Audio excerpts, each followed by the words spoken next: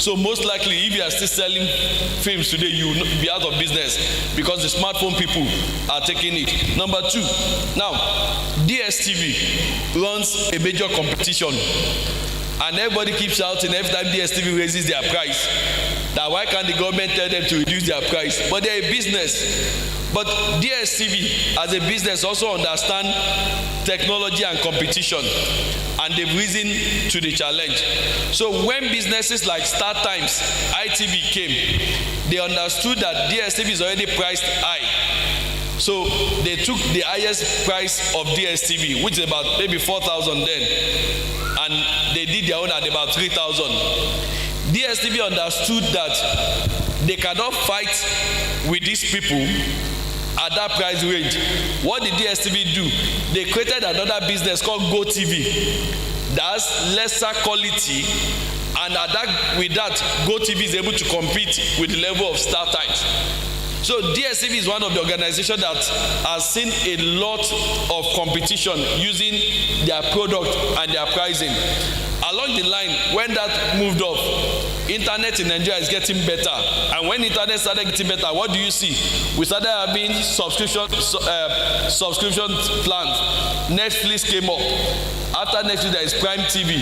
So it means I don't have to pay 18,000 to have the full bouquet on DSTV. I can pay 4,000 and I'll have all access to Netflix. What did DSTV did again? They created what we call Showmax.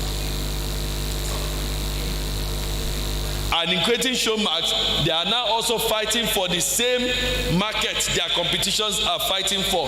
So don't blame DSTV. They are a business. They understand that in business, people will leverage technology, product, and pricing to fight.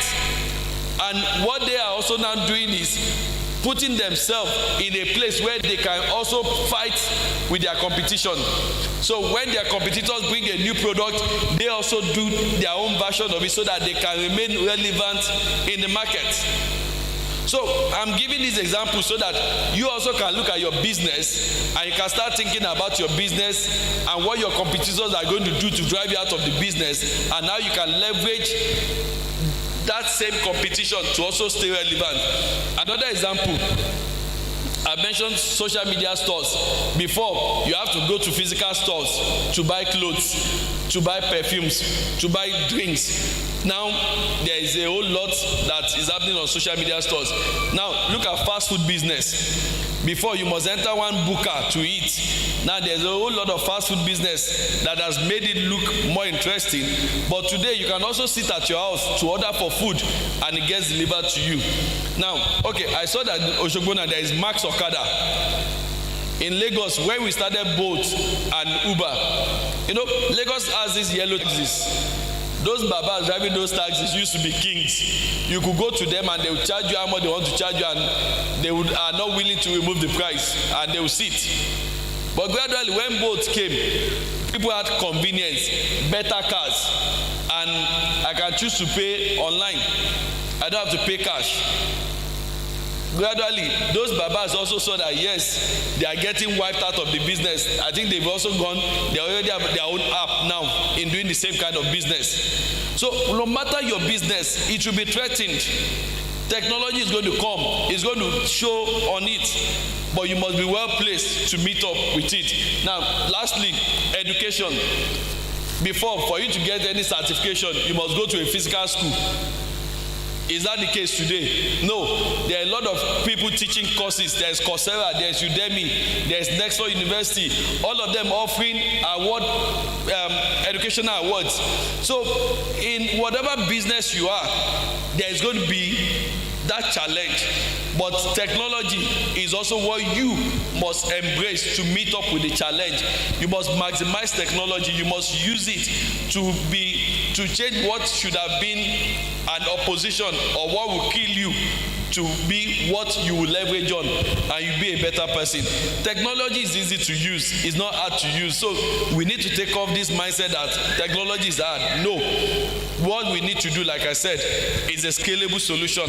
Start from the little one that you can use and scale up as fast as you can so that you can remain relevant. Remember what I said to close. If you don't ride the wave of technology to stay relevant in business, that technology wave will be the one to ride you out of business. Thank you very much for listening. Please put your hands together one more time. Can we keep clapping? Can we keep clapping? Please put your hands together for him one more time. Thank you very much, Mr. Albert Afolabi, for that very, very, very wonderful session. Please, I think it deserves a round of applause one more. Can we appreciate it? Please, you can do better. Thank you. I think one of the things that really stood out for me during his speech was, if you do not move with the wave of technology, that wave of technology will be the one to kick your business out. Did that really eat you? Yes, it did.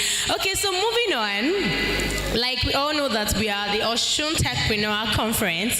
So when I say Techpreneur O'Clock, we say where innovation meets entrepreneurship. Did we get that? When I say Techpreneur O'Clock, what we say is where innovation meets entrepreneurship. Are we good to go? Techpreneur O'Clock. Where innovation. We can do better. Techpreneur O'Clock. And for the last time, Techpreneur O'Clock, where innovation meets entrepreneurship. Thank you. A round of applause for all of us. Thank you. All right, on that note, we'd like to, on a note of announcement, that please, if you have access to your Facebook, we have this program being run live at Inside Oshobo, so you can check it out on Facebook. You can engage as well. So on your Facebook, Inside Oshobo, inside, and there's a space, then Oshobo, you can engage on Facebook as well. Okay, so while that speech was ongoing, some very important personalities came in and would like to introduce them. The first person is Mrs. Famro E. Oluwatoyin. She happens to be the former Bank of Industry manager, Bank of Industry Limited. Please, a round of applause for her. Please signify wherever you are, ma. A round of applause for her. I would also like to recognize the chairman, National Youth Council, Osun Chapter, Mr. Ajala Adetunji. Please, a round of applause for him. Please signify. Thank you. I would also like to recognize Reverend Dr. Akono, the church pastor. Akono, the church pastor, Dada Estate Baptist Church. Please, a round of applause for him. Thank you very much, sir. We're pleased to have you in our midst. Thank you very much. All right, on that note, ladies and gentlemen, we'll move straight to the second speaker for this very wonderful event. But we'd like you to please compile your questions, as we'll still have a session to have all of the speakers be on the panel, so you can throw your questions at them at that point. But because of our time, we'd like to go straight to the second speaker. Ladies and gentlemen, I have a very singular honor to respectfully bring to this very wonderful podium the group marketer and the communications manager, who is no other person but Miss Tolulope Olawumi. Please put your hands together for, ladies and gentlemen, as we have our profile. Please give her a round of applause. It's not easy. Lady in tech. Please, a round of applause for her again. Over 4 years. So while she's standing, I have to take that again, please. While she's standing, we'll have a profile before she starts her session. Marketer and communication specialist with over 4 years of working experience with startups in order to boost their spotlight and reach their audience either through events, partnerships, or growth campaigns. She has hosted over 35 startup founders on the Ask a Founder series, a virtual conversation highlighting startups listed on Get Equity. She also liaises with partners to promote core company products through various media channels. Tolu oversees all content and community activities to ensure consistency in the brand image and information being sent out. Tolu believes brands can not only reach their audience, but have their audience be invested in the growth of the business as well. She is a community-driven person and has found purpose in working in environments with opportunities to develop and plan programs that benefit tech communities and provide adequate opportunities for tech operators and entrepreneurs alike.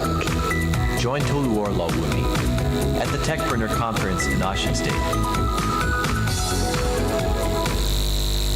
Thank you very much. Esteemed ladies and gentlemen, please put your hands together for Ms. Tolu Olawumi as she'll be leading us on a discussion around the use of social media for businesses. Thank you. Thank you so much. Hello everyone, good afternoon, and thank you so much for having me. And also thank you to the organizers for putting this together. So, I guess I'll just jump right straight into it. Yeah, so I know a lot of people I'm going to be talking today are businesses, who have from different types, but I'd like to know what type of businesses I'm addressing, right? So just maybe two people to sort of talk about their business, what they do, so that when I'm talking, I can use your business as a case study, right, to talk about it. So anybody who wants to volunteer? Okay. Good afternoon, everyone. Good afternoon. My business name is Premier Luxury Stores. I use wares and watches for men. Okay, all right, got you. Wares and watches for men, basically. All right. Anybody else? Good morning. My name is Sholalani Bishop. I'm a multi-entrepreneur.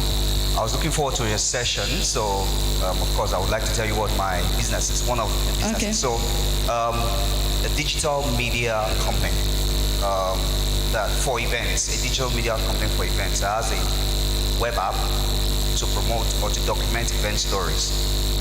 Thank you. Okay, so I guess we'll just use that. So next slide. Sorry. All right. So basically, who am I? In summary, I've cut across so many different roles: growth marketing, social media management, community management, tech event producing, and so on, right? But one thing I've realized about myself is everything I've done in my 5 years of experience always cuts across products, programs, and community. Product in terms of I work with tech startups a lot, in terms of whatever product or solution providing, programs in terms of putting events, putting marketing campaigns together for these products, and of course community, which is liaising with people, right, who are building these businesses as well. So, why social media? Did you know that 40 plus million users in Nigeria, we have 40 million plus users of smartphones in Nigeria? That's a very huge statistic, even though it's low compared to the number of people we have supposedly in the country, right? We are told we have about 200 million people in Nigeria, but we have about 40 plus million users of smartphones. All right, and as of January this year, Nigeria had 31.6 million active social media users. The average person, I'm sure everyone here has a social media profile, whether it's Instagram, whether it's Facebook, whether it's Twitter, WhatsApp. At least you have one. You might not have all three or all four, but you have one. And that means that there are over 30 million people using social media. That's a very large audience for your business. You have the potential to reach 30 million people across the country, and this is just Nigeria alone, talk less of the world, right? And then over 50% of these users are between ages 18 to 35. That means we have Gen Zs, the millennials, some of the boomers, they call them, using social media actively. On an average, how many hours do you think someone spends on their phone on an average? Guess, just take a guess. In a day. What? Out of your 24 hours, how many hours do you think you spend on your phone? What? 6 is low. 12, okay, 12 is a good number, right? But if you are not working, and even when you are working, you see that, the former speaker, Albert, mentioned technology, and now we are doing everything on our phone these days, right? And now with the advent of social media as well, we spend a lot of hours on social media, like lots and lots of hours. So why shouldn't you use social media for your business, right? That's the question. If you are not on social media as a business, then something is wrong somewhere, because you have over 30 million people using it, and you have customers that you need to reach. So why not use it, right? So next slide. So when you think of social media, right, you need to also understand for your business, what are your goals? What exactly are you even trying to achieve? Why do you even want to use social media in the first place? We've talked about how social media, you need it. We talked about the statistics. We've talked about how many people are using it. We've talked about how many hours you have. But what exactly is even your goal as a business to use social media? For our lady that talked about selling watches and stuff for men, why do you want to use social media? First off is to increase your brand awareness. That's one of the first things we use social media for. We want to put our business out there. We want the average person who is scrolling through their feed to see your business, right? That's the essence of it. So you want people to know what you are doing. Same thing for the person doing a digital media consulting for event, right? You want to put your business out there. You want them to see it. Out of my 15 hours on social media in a day, you want me to see your business at least once, right? The second thing is you want to drive sales. Essence of business is to make money. You want to drive sales, you want to sell your product, you want to sell your services, right? So social media is very essential to this. Another thing is improve customer engagement and loyalty. Basically, your customers are spending hours on social media.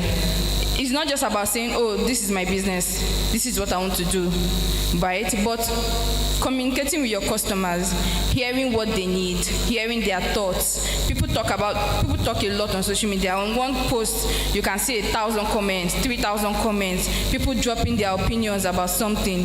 Social media is very, very opinionated right now, that you can just put out a tweet and somebody can just come and tell you, oh no, your tweet, what you said is wrong.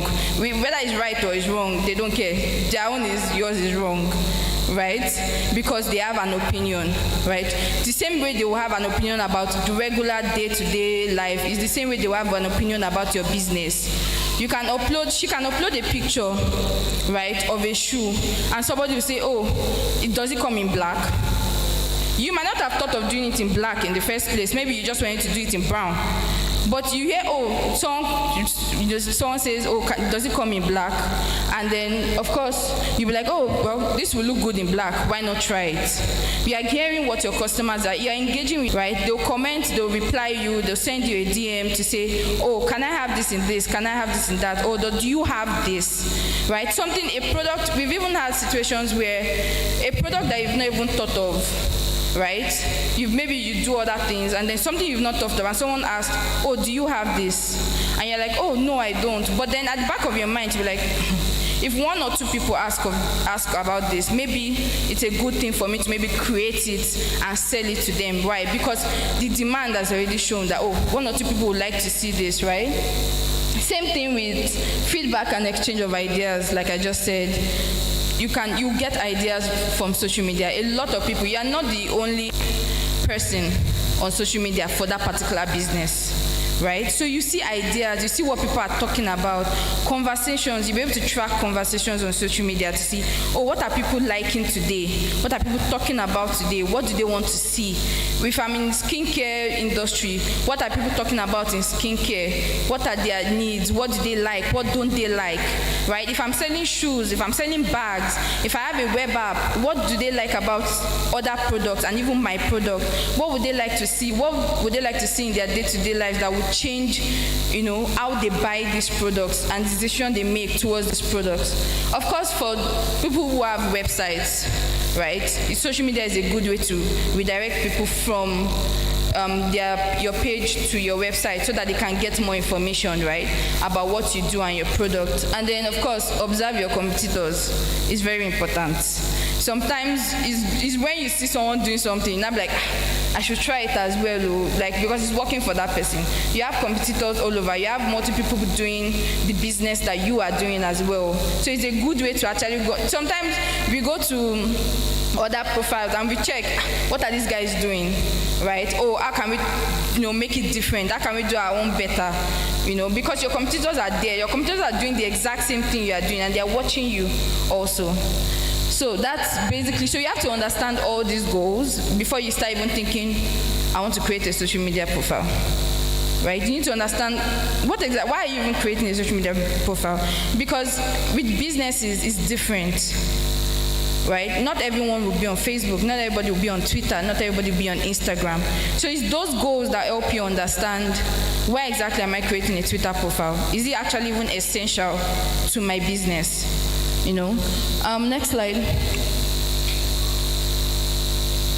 Okay, so social media platforms that we have Facebook, and Facebook is wildly used. Right now, Facebook is one of the top social media platforms, right, in Nigeria. They have one of the top users, because everybody's like, oh, Facebook is old. There's still quite a lot of activities still going on Facebook, right? And it's wildly used by the different age range. So we have people from 18 to 65 using Facebook. So it's still widely used. Facebook works well with text, videos, infographics, anything that you want to share. The good thing about Facebook is you can share your content in different formats. You can share your products in different formats. It's not necessarily restricted to one. You can decide to share videos, you can decide to share your text or any of that, right? And Facebook comes with a sense of community.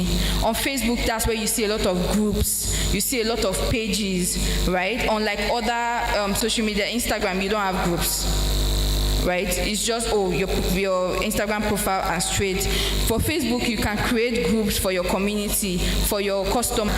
My friend that is selling for men, right? You can create a community for them so that you can always share your products right there. Same thing for any other product that you are selling. Twitter is very good for storytelling. If you want to tell your story, if you want to connect with the emotions of your customers, Twitter is very good for it.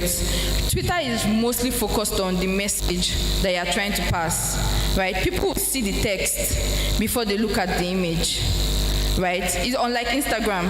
Instagram is the reverse. They will see the image first before they see the text. So on Twitter, the text or the message you are passing is very important. You cannot dilly-dally, you cannot try to make jokes, and you want to go straight to the point. In your first tweet, if I'm selling a shoe, right, you want to put the price there, because that's the first thing they will see before they even see the picture of the shoe, right? And then, of course, Twitter is a lot of Gen Zs, a lot of millennials use Twitter. Like right now, if you are in the Gen Z, we are within Gen Z or millennial field, and you are not on Twitter. Twitter is where a lot of conversations, even right now in the country, happens. You see threads, you see, trends and stuff of everything going on. Twitter is very good for that. So if you need to tell your story, if you want to talk about, why should someone buy this shoe, you want to create a thread for it, Twitter is the best platform for that. Instagram and WhatsApp. Instagram and WhatsApp right now are favoring videos, right? When you want to do videos for your content, you want to do a lot of reels, slides, you want to explain something, IG is the best thing for that. Right now, they even prioritize, in their algorithm, they prioritize videos, right? Your videos will reach more people than just your text, like the infographic or the image that you just post on your feed. If you post a reel, it will actually reach more people. You would see that the statistics for that is actually more. So they favor a lot of videos, right? With IG, You can do live streaming, right? Connect to your customers easily, let them see you. You can upload videos of your product. And of course, for IG, you can also send messages. Gen Z, millennials, boomers, mostly on IG. A lot of people, especially for the boomers, they might not be on Twitter, but they will be on IG, right? So it's very good for that. And then YouTube. YouTube, I think, is the one place that a lot of people still sort of underestimate, right? YouTube is very, very powerful. A lot of people, when they need something, right, they go to YouTube straight. If you are looking for somebody, and then YouTube also helps even with your SEO, right? In terms of SEO means how you are ranked when someone searches for you on Google. So for example, I'm making shoes, right? And I'm looking for a shoe brand. I just go to Google, right? And I put shoe brands in Nigeria, or a party, or maybe men's shoes in Nigeria. What will happen is, if you've uploaded a video on YouTube, right, with those keywords, with that text, it will automatically pop up, right? And people love videos. People like when they see, so it's not just about, oh, you just put a text or something. People nowadays, a lot of people are more engaging with videos as well. And then of course, YouTube has varied audience. Like a lot of people, different age ranges and all that, right, use YouTube. So those are like the main platforms for social media right now. I mean, there are several. There are other platforms that, there's Snapchat. People are using Snapchat now for even businesses, right? But these 5 are like the main ones. WhatsApp, you can create a WhatsApp business account. WhatsApp allows you to see, people to see like a catalog of all your products. They can see all that, and of course, they will be able to connect.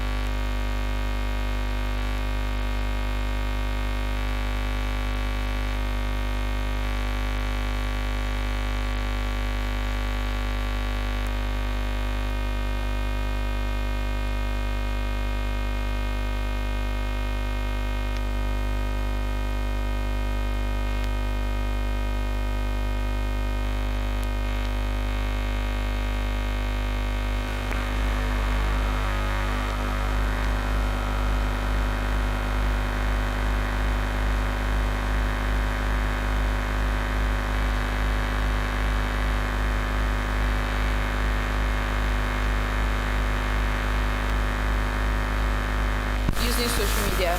We've talked about the different platforms, IG, their benefits and everything.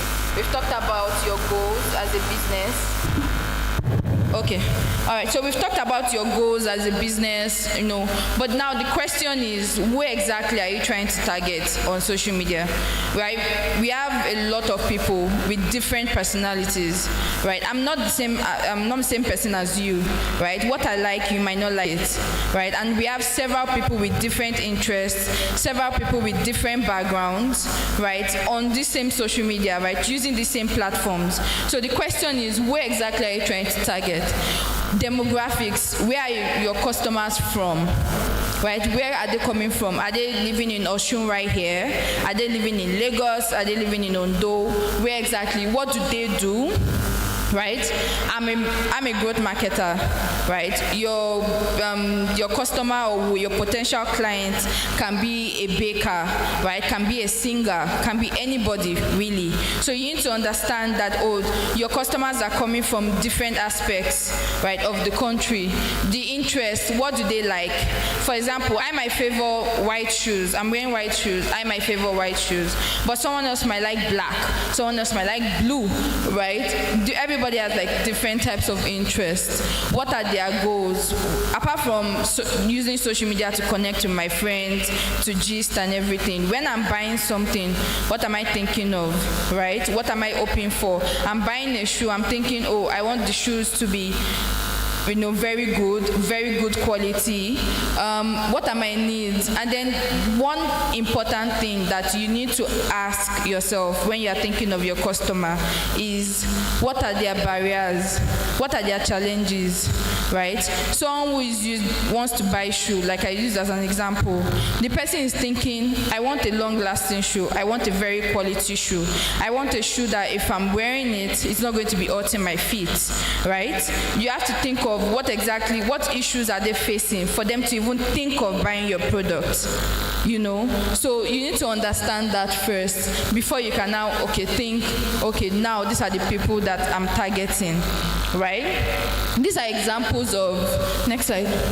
These are examples of some people, right, that might be your potential customers.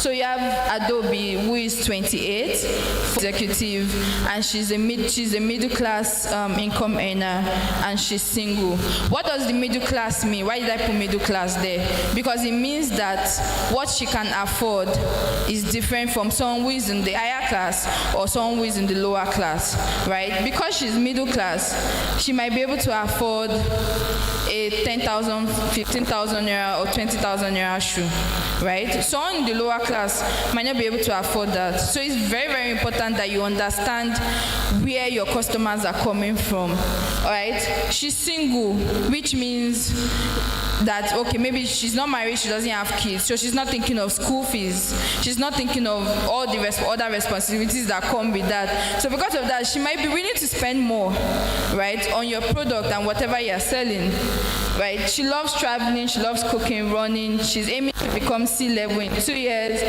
leads a busy life. That busy life is also very important. Why? It means that when she sees somebody selling something to her, she wants to go straight to the point and, does this thing match my need? If not, I don't have time to be spending on going up and down with this person, right? So it's very, very important, right? When you're thinking of, whatever you're putting out, your customers, how busy are they? Are they the kind of people that will keep scrolling and scrolling and scrolling? Or if they land on something, they can make a very quick decision based on it.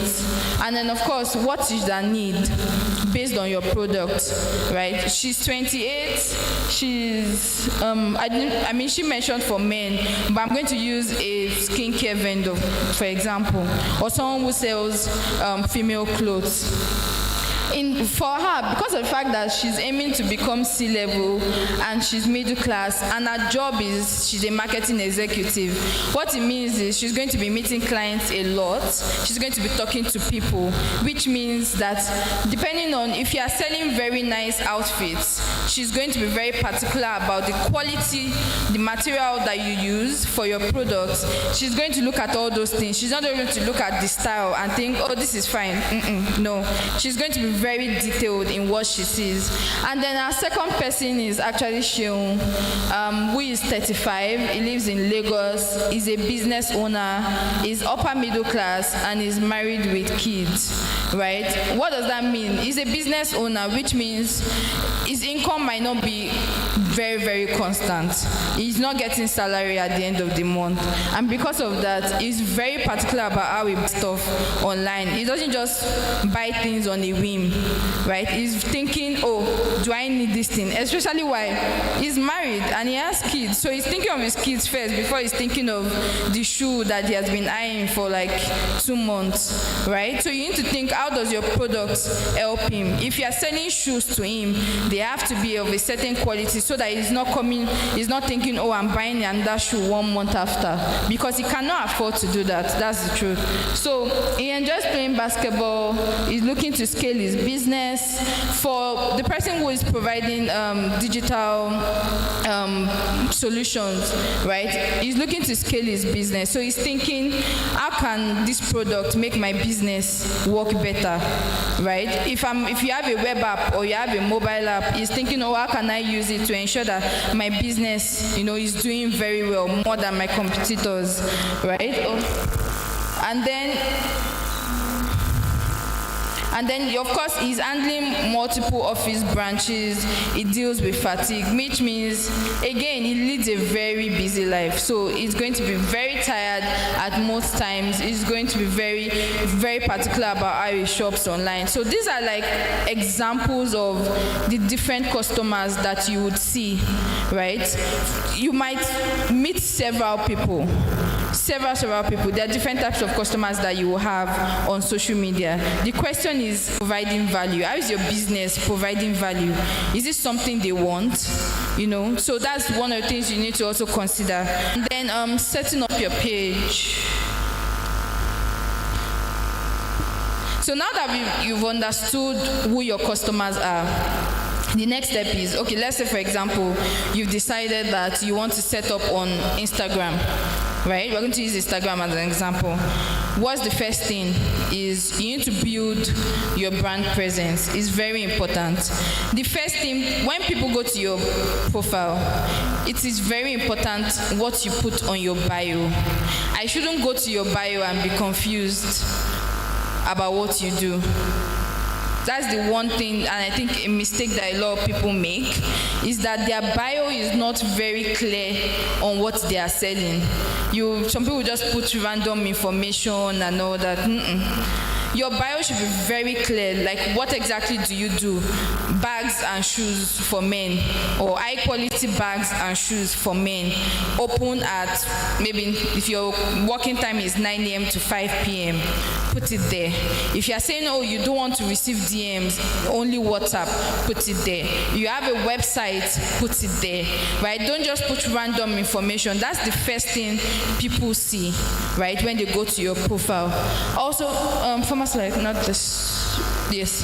All right. So, second thing is your profile picture, right? That's usually your logo, right? What is your logo? Do you have a logo for your business, right? A lot of people, when they see that you have a logo for your business, they look at you as a bit more professional, right? Unlike not putting anything there. Or some people use their pictures, and I'm like, you are a business profile. Why am I seeing your picture? Like, why am I seeing your picture? I don't want to see your picture. What I want to see is your brand, right? In that moment, what I want to see is your business. So why am I seeing your picture there? Sorry, can I have my glass case? Sorry. Thank you. Right, so what they want to see is your picture, what they want to see is your logo, as well as your colors and whatsoever. They want to see a professional account that's been set up with your brand assets. They want to see the name and description of your business. For example, if you are selling luxury bags, you are putting luxury bags in a keja, right? They want to be able to see. If you are not, for those of you who, obviously most of you have businesses in Osun, if you are are not serving Lagos customers, let people know you are not serving Lagos customers. So they don't have to go through the stress of asking you, do you ship to Lagos? And you're like, no, we don't. Right? If you only ship to Osun, put it that you only ship to Osun. If you ship to Lagos as well, you ship throughout the whole of Nigeria, then put it there as well, right? That, oh, countrywide delivery. So that people are very clear on, oh, okay, this is what you do. Then your content as well, you need to tap into the emotions of your customers, right? We are driven by our emotions. Emotions are a very, very powerful tool, right? And it's something that we use in making decisions, right? I can be happy today and I'll see a shoe and I'll buy it, even if I don't need the shoe. But because I'm happy, something else made me happy, right? I can be sad and then I'll see something. I need it in that moment, right? But I'll most likely not buy it, right? You need to be able to use your content to tap into emotions. You see people on Instagram where they share videos of themselves dancing. What do you think that does? What do you think that does? As a business owner, you post a picture of yourself dancing on your profile. What do you think that does? Can anyone guess? What do you think it does for the person that is watching the video? In that moment, whatever they are doing, if it's a very ridiculous video, they will laugh. If they laugh, they are more tempted to stay on your page and see what else you do. And that's why some business owners, they've changed the way they put content out. It's not just saying, oh, these are the pictures of my shoes, these are the fine shoes. You want to see somebody wearing your shoe. Do you know that if you post a video of of your customer wearing your shoe and a picture of your shoe, just a picture, people will connect more with the person that wore your shoe, right? Because they are imagining themselves in the shoes of that person, right? But they are imagining themselves saying, oh, I see how this shoe looks good on that person. Me too, I would like to wear it, you know? So they are thinking of that. Always add a call to action. Whenever you are telling people this is something, you always have to prompt them to do it. People like as much as we say, oh yes, we don't like to receive instructions, we don't like to be commanded, people do.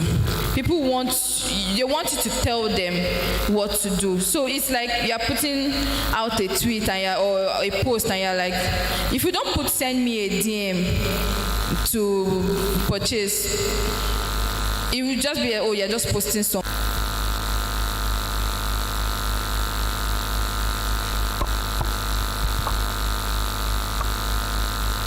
At the end of your post, always make sure you put something of send us a DM or click this link or click the link in our bio. Always tell them to do something. That's what we call to action. Always make sure that you're saying, or comment below, what do you like about this thing? Tell us in the comments. Always make sure that you're telling them to do something. And then of course, ensure that you use a content calendar to understand what type of content you are building. Right? You can decide to build different types of content, videos, images, but you also have to be very careful of how you do it. You can't just go online and then just start posting up and down. Right? You go to some certain businesses and you see that there's a certain form to how they post, right? You see the way they post it, you see the colors they use. You see today they are doing videos alone, another day they are doing a mixture of text and videos, right? Those are very, very important as well. And then I put some case studies which I think everybody can go and take a look at. I don't think it's fair enough on the screen, right? The first is Belle's Beauty Base. If you go to Instagram and you check for Belle's Beauty Base, if you look at her bio, it's very clear what she does. She's put everything there, what she doesn't want you to do. She doesn't want to receive DMs, so she's put it there that she's not receiving DMs. She's used highlights. Highlights are a very important tool on IG, right? So she uses that. So then the second profile is this, and this island as well. On this island is very, very particular because everything she sells, she wears it. She wears it on her body, right, and does a video. Right now, she's about 84,000 followers on IG. And it wasn't like that 1 year ago. She's grown massively. Why? Before, she would just take a picture of what she sells, right, and then just post it. And then she realized that a lot of people were not engaging with it. A lot of people were not, buying. And then what she did was she started wearing it. And that's why a lot of people use models today to model whatever they are selling, right? So those are very two important case studies, and there are several on social media as well that you can take a look at to adopt. And the final slide is basically just a summary of everything I've said. First one is choose the right channel. Very important. Are you going for Twitter? Are you going for IG or for Facebook? Second is set your goals. Very, very important. Why are you even using social media in the first place? Third thing is know your audience. Who exactly are you trying to target? Depending on your business, write it out, right? These are the kind of people I expect to be buying my products, right? A person who is using a digital solution is different from somebody who is buying clothes, right? They are two different audiences, Then build compelling content. Your content has to be different. Your content has to be unique from everybody else. Then, of course, engage your audience. Don't just post. Ask them questions. A lot of these social media platforms allows you to use all these polls, Q&A, comments, all those things. Ask people questions. What would they like to see from your page? What would you like for them to see next? Then the next one is be consistent. Please, I cannot emphasize this enough. I don't know if you've noticed, if you're already using social media, if you go offline for 2 weeks or just 1 week, if you go offline for 1 week and you don't post, there's a very high possibility that your follower count will drop because they've not seen anything from you. So it's very, very important that you are consistent. If you say you want to be posting 3 times a week, post 3 times a week. If you are saying it's every day you want to be posting, post every day. The minute you stop and you stay away from your schedule, something will change. Your engagement rate will go low. Your followers will go, right? Why? Because they're not getting anything from you in that moment. So you always have to be very consistent with whatever you're doing. Then, of course, watch the right metrics, which is how many engagements are you getting? What's your what amount of followers do you have? How many people are commenting on your post? How many people are giving you feedback? If only 2 people is giving feedback compared to someone whose post they give 10 people, you know that the person that they're getting 10 comments is doing something right. So look at them, see what they are doing, know how they are doing it, and then of course keep learning. Social media is changing every day, right? There's always something. 4 or 5 years ago, IG didn't favor videos. It was a lot of pictures, and now you're seeing videos. And yeah, I guess that's everything. So thank you.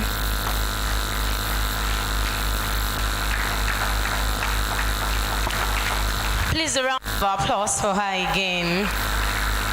A better round of applause. That was a very, very beautiful section on use of social media for businesses by Tolulokwe Olawumi. Thank you very much, ma'am, for that section. So if you know you've been having an amazing time, please make some noise. You know how tech people do their thing now. It's always different. Okay, so we've been having a very amazing at the Osun Techpreneur conference. And right before our next section, we'd like to have a short break and a bit of networking. So now the task is, in the next 5 minutes, meet at least 5 new people. Please, then you can meet 10, you can meet 15, you can meet 20. Next 5 minutes, meet with them, ask them what they do, know their names, exchange contact, post on social media, tag them, tag Global Techies Initiative, So, in the next 5 minutes, we have the floor for networking. Thank you. So you can leave your seats. It's a short break.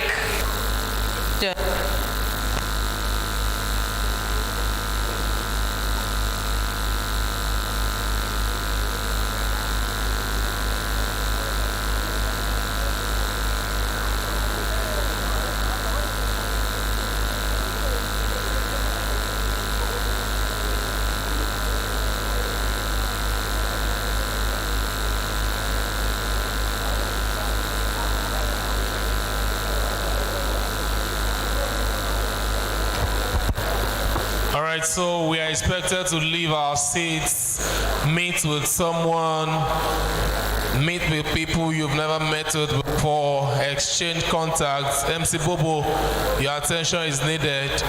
Better believe, boy, your attention is needed. Help us fix that mic, please. To the ushers, please, there's a mic in the audience. We need it now, please. To the ushers, there's a mic in the audience. Please get it to me as quick as you can. So meet someone you've never met before, ask of what they do, exchange contacts with them, take their Instagram handle. You can exchange matric to what I do. I talk. This is what I do for a living. I talk for a living. So what do? You wash for a living. All right. Some people are still sitting. I think we should stand. You never can say the next major business you'll be dealing with might be from that person you are meeting. Yes, you can exchange numbers just for business purposes alone, Ejo. For security reasons, Ejo. It's just for business alone. Yes, business reasons. You can exchange matric number, talk about your CGPA. Oh, sorry, CGPA is not involved. So ask what they do, how you can work together. I can see a lot of business persons in this facility, a lot of entrepreneur here seated, a lot of tech guys here seated. Some of you should be bold in my meet our speakers, please. Feel free. That's why we actually brought them here today. I can see Funke, she's into thrift. Yeah, you can meet her. I can see Bishop, who runs an academic institute and also is a project manager of Benny Spencer. Trust me, we have a lot of great minds in this facility. A lot. When I mean a lot, I mean a lot of great minds in this facility.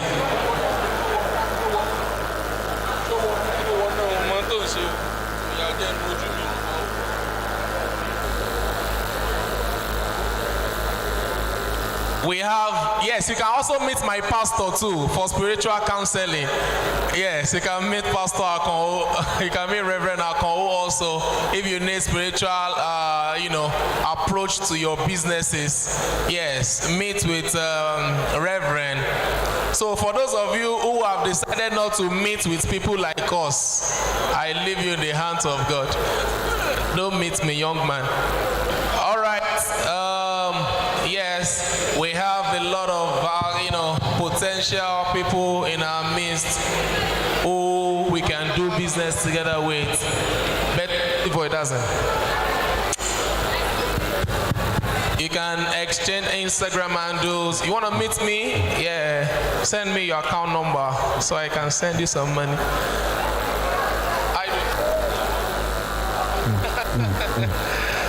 All right.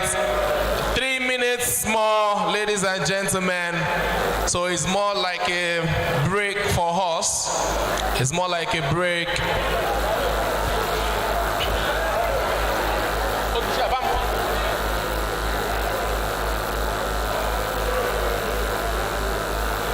There are digital consultants in our midst. There are cybersecurity consultants in our midst. A lot of people here. Check. A lot of people. Let me balance this mic, please. There are a lot of people in the fashion line as well. A lot. Yeah, thank you. I think it's better now. We have people in the photography field. We have people in the videography field. A lot and a lot of minds here. Benny Spencer is here. He's a tech guru. This young man here is somebody everybody should meet. You want to meet me? I meet you too. That's a very great mind everybody needs to meet. We have inside Oshogbo here present. We have representative of Smedan here present. We have representative of the Bank of Industry, Dr. Famro. Myself and Dr. Famro, we have been friends for long. Yes, I can see Esther. She's into fashion. You can meet her. Then we have a married man in our midst, a graphics designer who just got married, Arife Graphics. He was coming from the court to learn about how technology can help his business. Bishop, thank you for coming. I'm sure a lot of people, thank you very much. Oh, beautiful. Wow, fantastic. I just met somebody who is into Ofada rice now, and I'm very sure I will patronize him. Sure.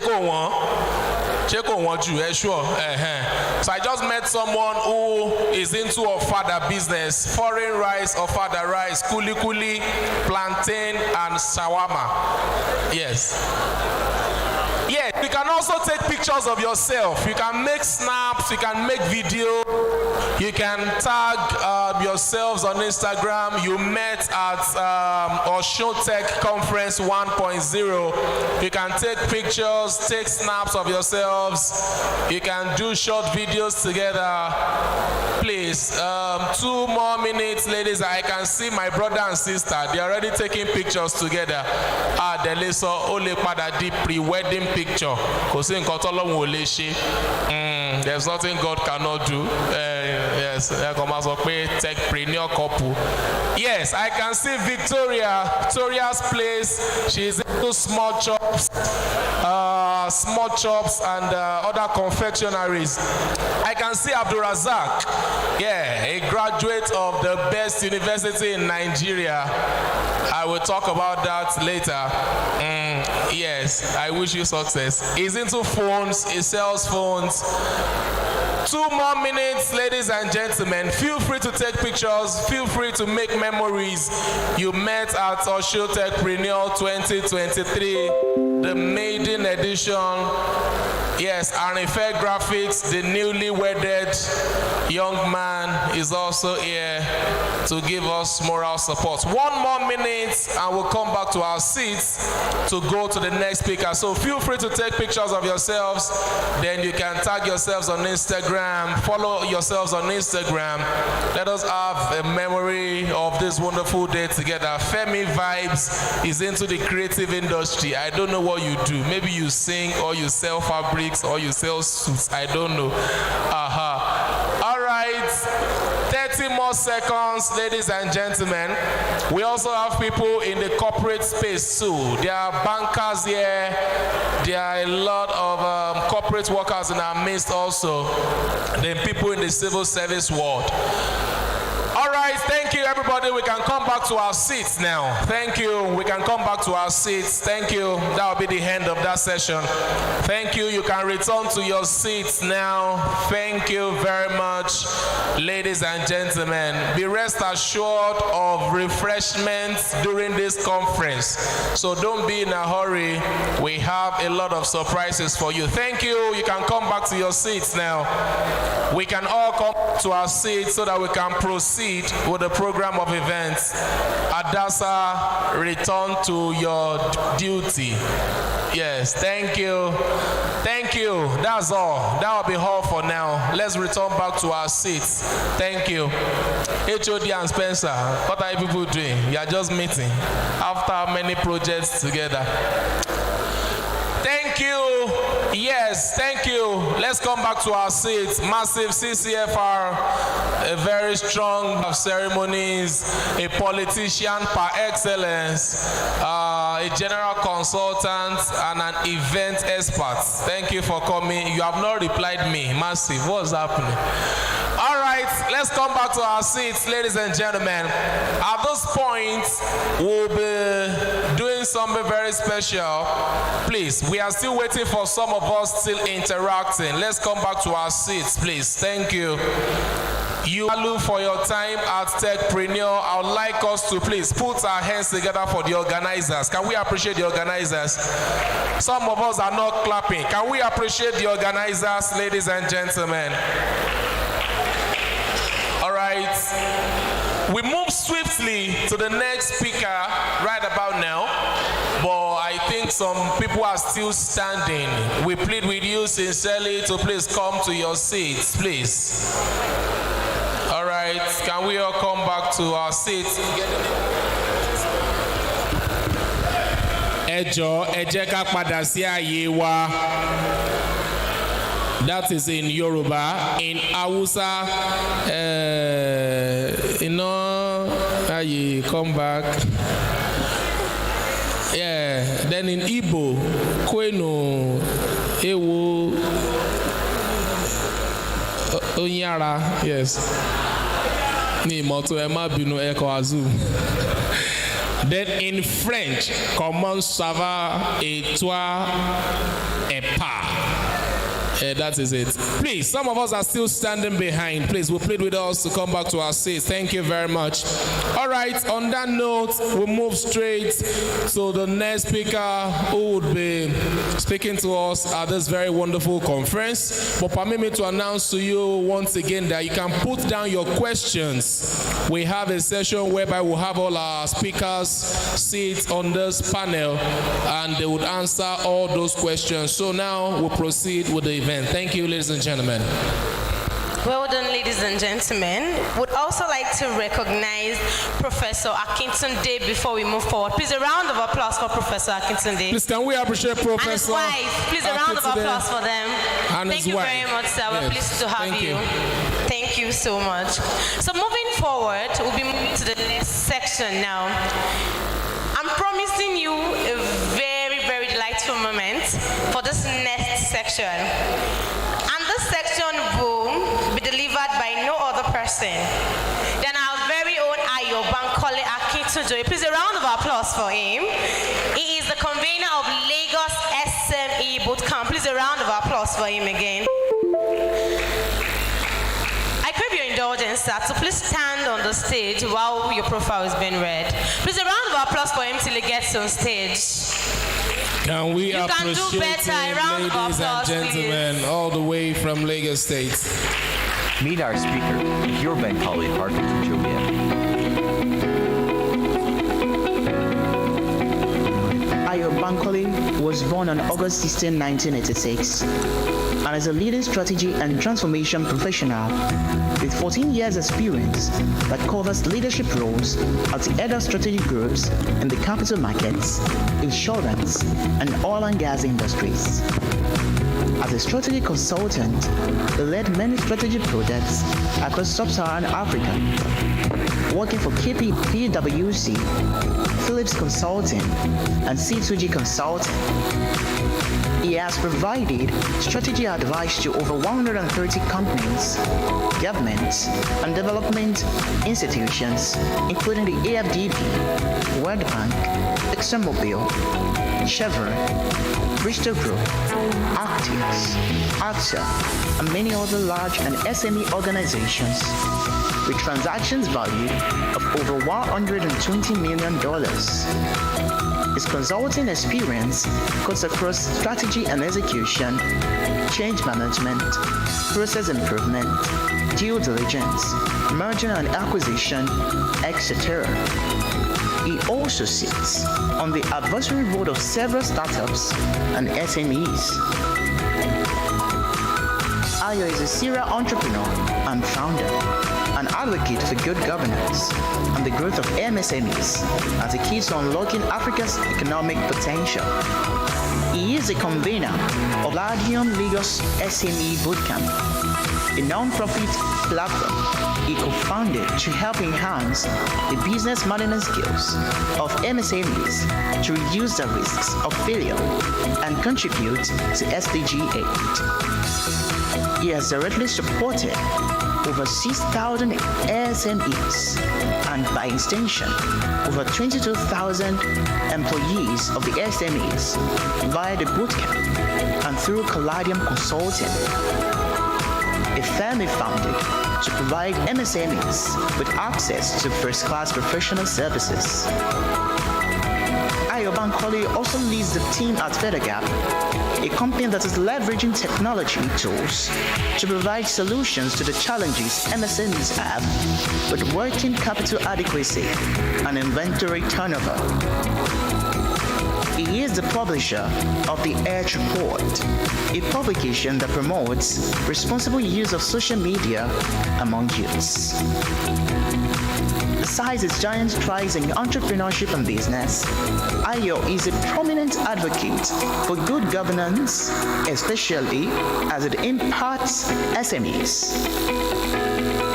He led the advocacy and lobby group on behalf of the logistics players in Nigeria during the 2020 draconian NIPOST license increment that led to a broken meeting between the National Assembly, Postmaster General, and industry players, which resulted to the reversal of industry crippling guidelines. Ayo has also worked with the FCCPC, CBN, etc. to promote government interventions, especially during COVID, regulatory compliance, etc. among SMEs in Nigeria. Ayo has a certificate in disruptive strategy from Harvard Business School and a master's degree in political science. He is a thought leader in strategy, economy, MSMEs, governance, and responsible citizenship. His thoughts are regularly featured on global and local media, including BBC, Al Jazeera, DW Germany, South African Business Radio, Spice FM Kenya, Channels, Arise TV, AIT, Punch newspapers, etc. He is a recipient and nominee of numerous awards, including the Business Day Newspaper Awards for Top 100 SMEs and the SME Enablers 2023, Ajia Gambo Sawaba Award for Community Action 2022, the Oni of Ife Royal Youth Fellowship Awards 2020, the National Quality Order of Merit Awards 2023, among many others. Join Ahir Bankole Harkatu Joeyep at the Techpreneur Conference in Osun State.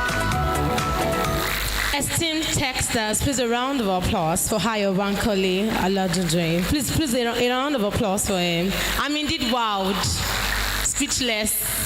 You have the floor, sir.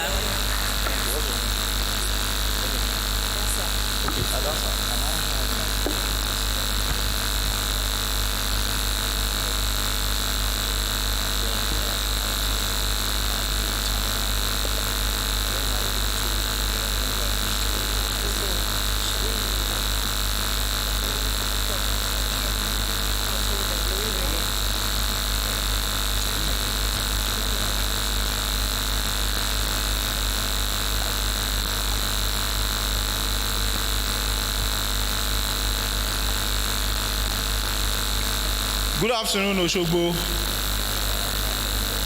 Good afternoon, ladies and gentlemen. You see, these loud microphones, they make me feel like a pastor. Pardon me, I'm not so much used to all these organizers. Me, I want to walk around people because I don't know that high stage that you people put me. As if I want to do wedding. Mommy and Lemon. Ego wa kọ́lọ́n ṣàánú ẹ̀ ń gbádùn mi báyìí kò sí traffic ń bì. Please, how many of us are entrepreneurs here? If you are an entrepreneur, please, full-time entrepreneur, raise your hand. Full-time. You see, everybody first raise their hand when they hear full-time. Because somebody they do in teaching work for, we put your hand down, we don't see you. Person wey still dey teach for Oshogbo High School come dey sell shoe and bag on the side. He say him na entrepreneur.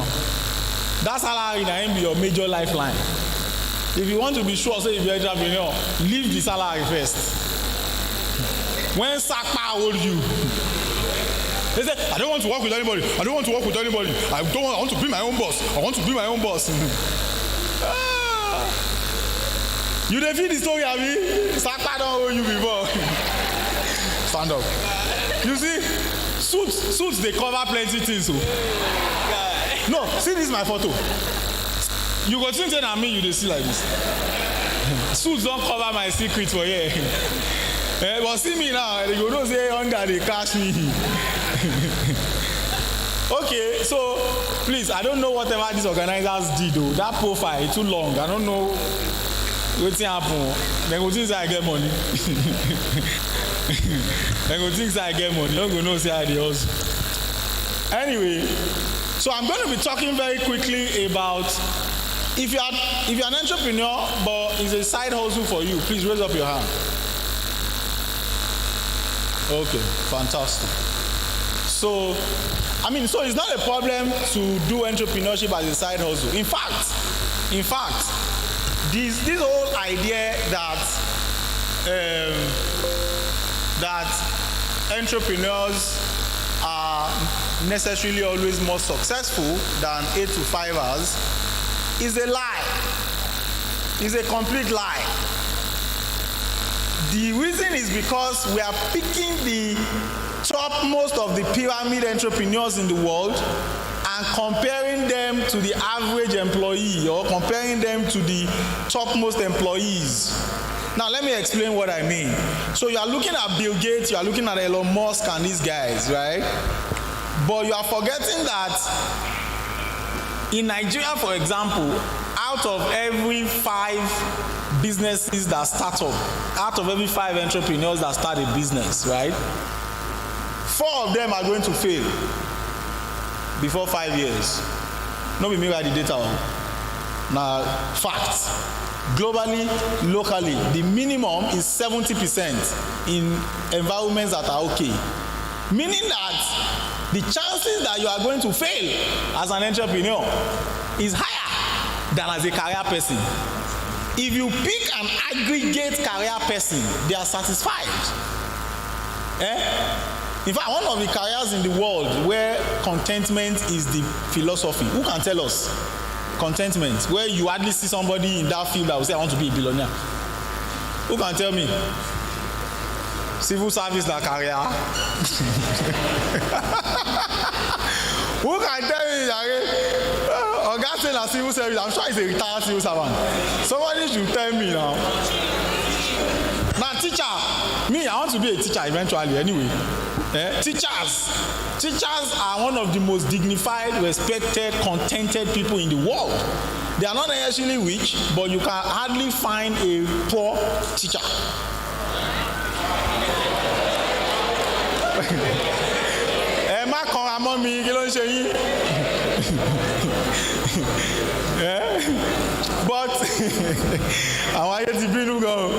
But wait first.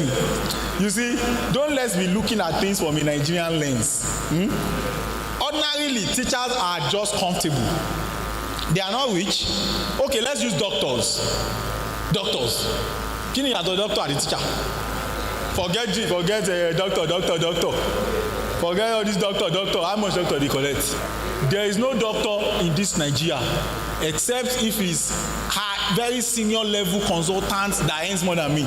Let them go. I've done this challenge before on social media. Let them bring out their pay slip. After 7 years, 9 years, some go even spend 15. Teacher is better.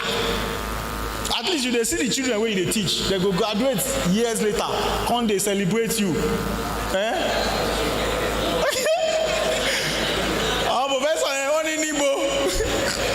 Professor Ogbe, I've been teaching people since 1970.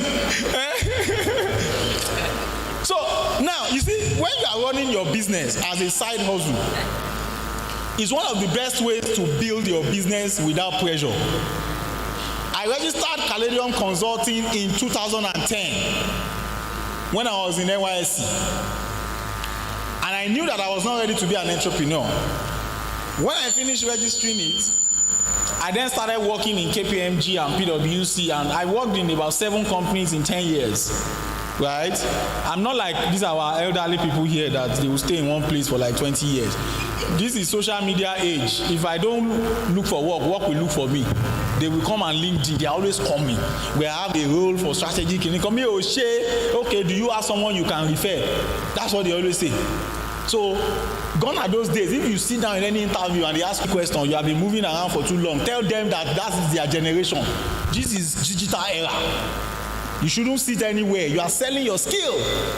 As a career person, you are an entrepreneur. You are an intrapreneur. You are selling your skill. So don't let anybody deceive you. This conversation is not only, if I'm talking about to entrepreneurs, is not only for those who are doing business. You are also selling your skill. And if you work in a place that doesn't value your skill, go and sell it to somebody else.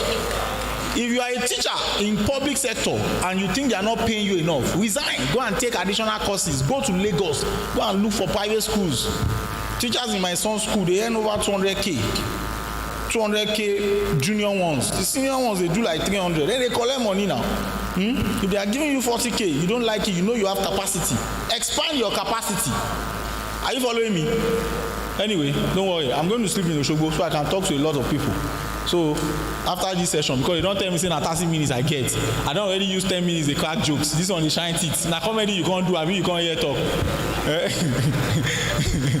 So that's me very briefly. They've told you too many, lies about me. So let's just move on. So there are 3 things, right, that I want to talk about. What's that my topic again? Let me go back. Achieving strategic growth and transformation. So I'm not used to, most times, these people, they will do slides for me, I'll just abandon it and start talking generally. So let me ask you very quickly, there are no right or wrong answers. What do you think strategy, what's the difference between strategy, growth, transformation? Who can just tell me very quickly, randomly, no stress yourself about it is right or wrong. There are no right or wrong answers. I will call people if you don't volunteer. I will call you. Once I tap your head, just say, God don't catch you with that. Why you can't strategy means any of them. Strategy is a way of developing ideas that you think of ideas to move the business forward. Think. Developing ideas. Ideation. God bless you. Fantabulous. Who else? You see, no right or wrong. These things are simple. Who else? I like this Alaja. Let her talk. Thank you. No, I'm going to go myself. Transformation is about change. Bringing about change in your business. Don't stress yourself. Change, exactly. Where are those men? If not to the toast women, then sabi the work. They can't hide their head. Hide your head in shame.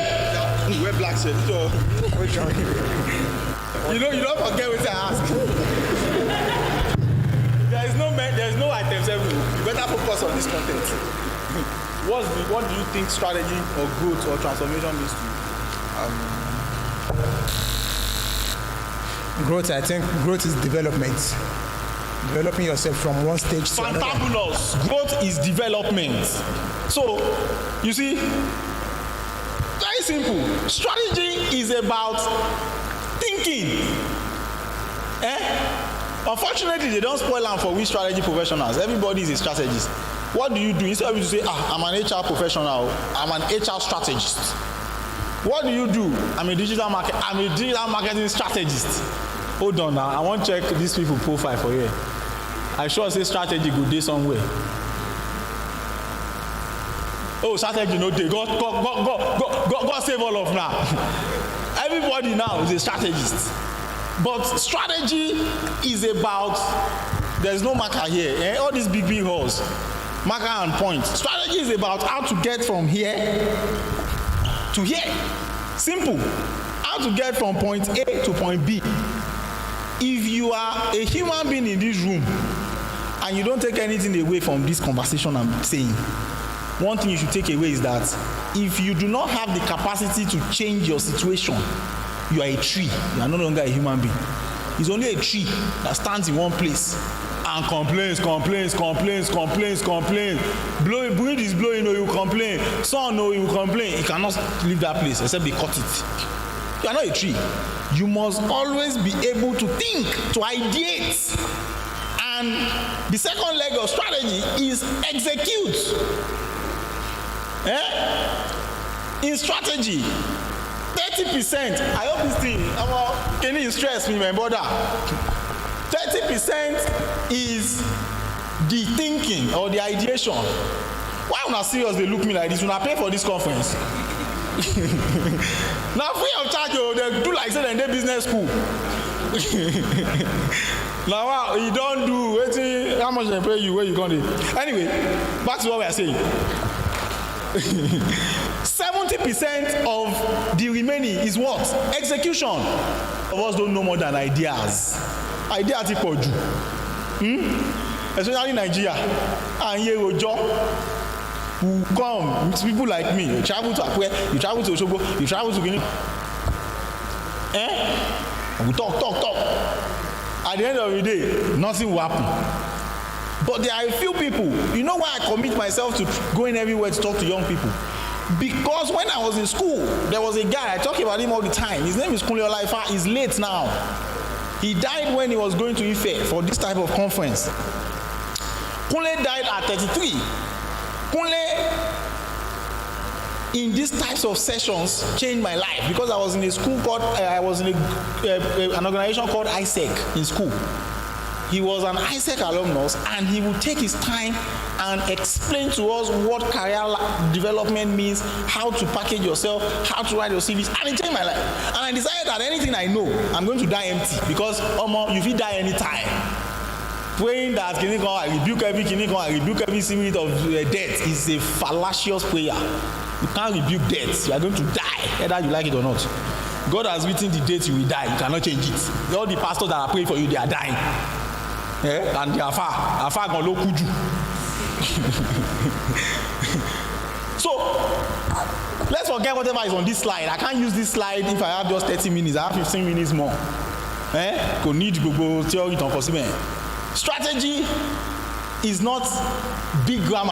If you are a business owner, you are not selling, it is because either nobody needs your product, or you are not selling it to the right people, or you are overpricing. You are in Osogbo, in a street called Ajanle Koko Street. The average income in that street is 2,000 naira per month. But you are selling a shoe that is 500 naira per month. Your average audience, you are asking them to give you 25% of their income. Is either something is doing you or you are doing something. Only spiritual intervention. The only thing spiritual intervention can do is for your uncle that has abandoned you to just remember you and say, guy, be coming to Lagos. But if it's for that business, nobody will buy. It's simple strategy logic. Because you are selling at a price point that doesn't meet your immediate market. Are you following me? I wrote about this thing at my newsletter yesterday. If you are not on my newsletter, just subscribe. Open your Instagram. Go to Lagos SME Bootcamp or Ayo Bankole. Go and follow me. I will send you just tell me that you are from this event. I will send you the link to the newsletter. You have to know how to price, how to strategize to align with your reality. One, where you are today. Remember what I said, from point A to point B. Where you are now and where you want to be. Are they undergraduates here? Are they undergraduates in this place? Where are the organizers? Where is the organizer? Why are there no undergraduates here? No, you are not enough. You should have, please, next time, next edition, have a budget for 3 buses that will go and bring people from OAU and all the adjoining universities. You can't do this type of event without undergraduates. They are the ones you need to talk to. Those are the type of people I travel for. I expected that when I saw those buses, I was happy. I thought they were from Bowen. You should have undergraduates, especially in Osun State. It's not these agbalagbas now. They are just entertaining themselves. See mama, we get gray hair now. Mama just look me, say, my son, that's a good thing you are saying.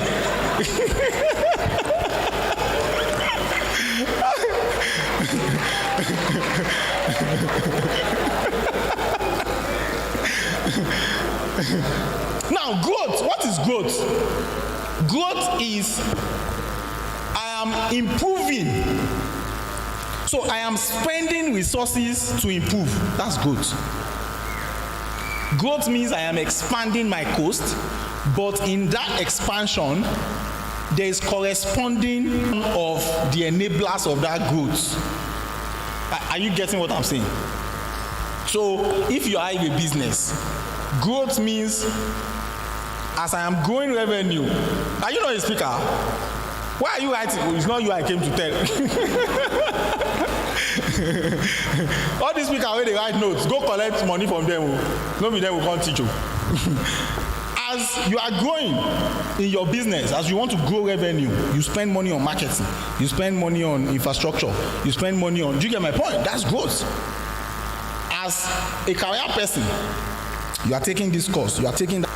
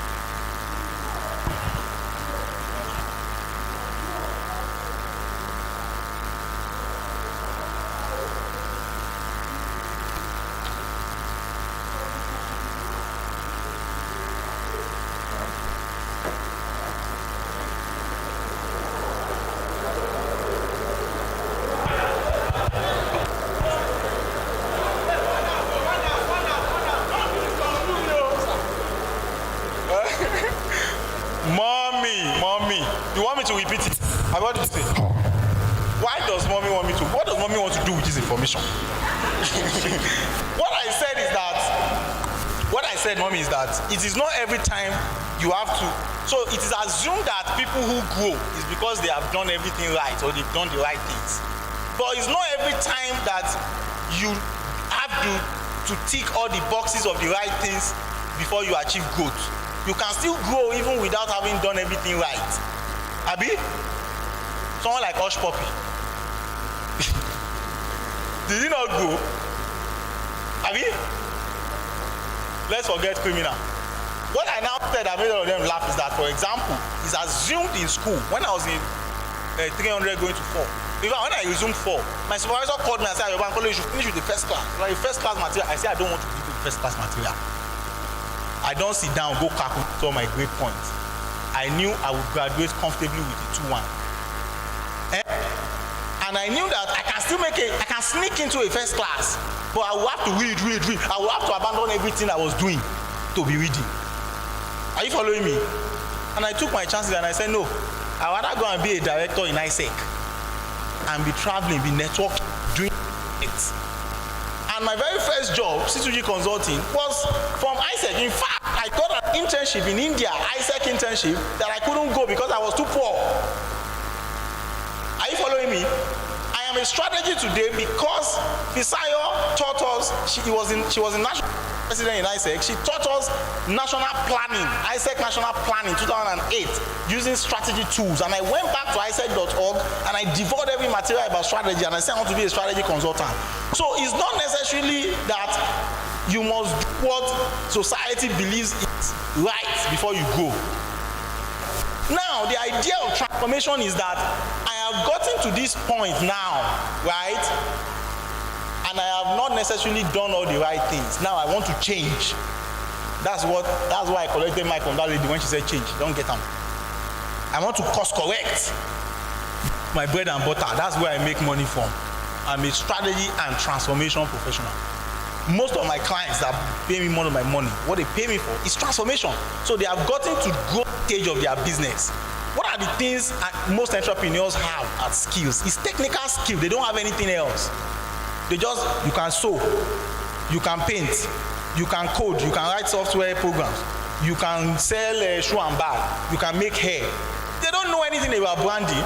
They don't know anything about people management. They don't know anything about financial management. They don't know anything. And some of them grow the business like that without understanding of those things. All you need is the technical skill and the network to sell to. So when you now grow the business to a point, your headache will now change from looking for business to, this business is giving me headache. These guys don't know what to do. These guys don't do this. This thing is this thing. Because as the business grows, the expectation of your clients would change. So you now have to transform the business to align with your growth stage. Anything I'm talking about business applies to you as an individual. If you are achieving growth and you are not growing in your mentality, something is doing you. Don't go and enter marriage and still be living as if you are single. They will leave you. But you are lucky you are in Nigeria, they leave you, they will not collect anything. So, but if you go jackpot, go abroad. If your wife leave you, poverty dey near. So please, in your career, in your life, as you are evolving, constantly research the elements that needs to go with you as you are growing. But if you do not have them, the idea of transformation is knowing when to course correct. It's not yet time now. It's 5 minutes more. In fact, more than I think 7 minutes or so. I don't tell these people, say, I don't like me, then they remind me time. Me myself, I'm very time conscious. So look at this. Let me go back to this stage. So look at this, right? Most of us are at stage, right? Now you are, when you are growing, a lot of things ought to have been put in place here, but a lot of times we don't put in place. For example, let me go back to using academics as an example. Because you finish pass or the top class does not mean you will not succeed. Abi? You then succeed. You then get to this growth stage. Especially politicians. You see them. Maybe they get, or maybe they don't even go to school at all. They can't enter politics. Maybe as local government, from there, loyal guy, they now want to position him for governor. What happens? What would then happen? What do you notice that happens? Maybe you don't know politicians. In banks, when 6 months or, what am I saying, 2 years to when the board has identified you as the next CEO, what happens? You guys don't know. That's anything for courses. He starts going to advanced management program, he starts joining Kinikon, that's at bank CEO level, where we say you don't be ED for years, you are supposed to be there, but you are not there enough. Because growth is relative. It's relative and continuous. Are you following me? So, at every point in time, if you have not done the things you ought to do here, it doesn't mean you go. When you now get here, transformation is knowing how to course correct. Now, very quickly, let me talk about this last concept, scale. A lot of times, we misconstrue the concept of growth with the concept of scale. Who can remember how I explained growth earlier? Does anybody? This thing is not consistent. Does anybody remember what I said growth was? Who wants to help me now?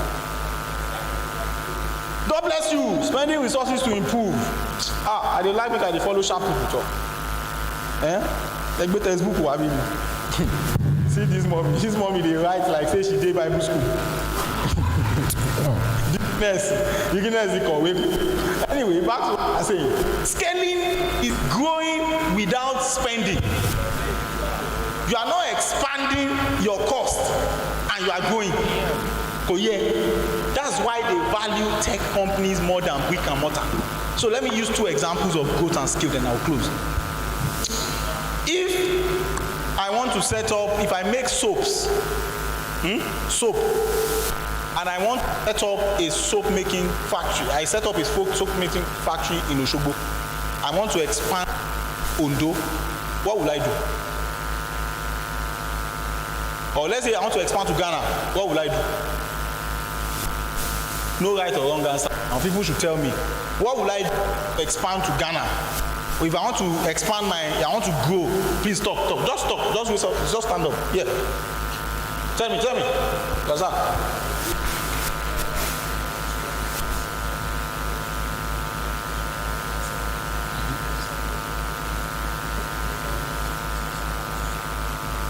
for you. I'm taking a lot of it.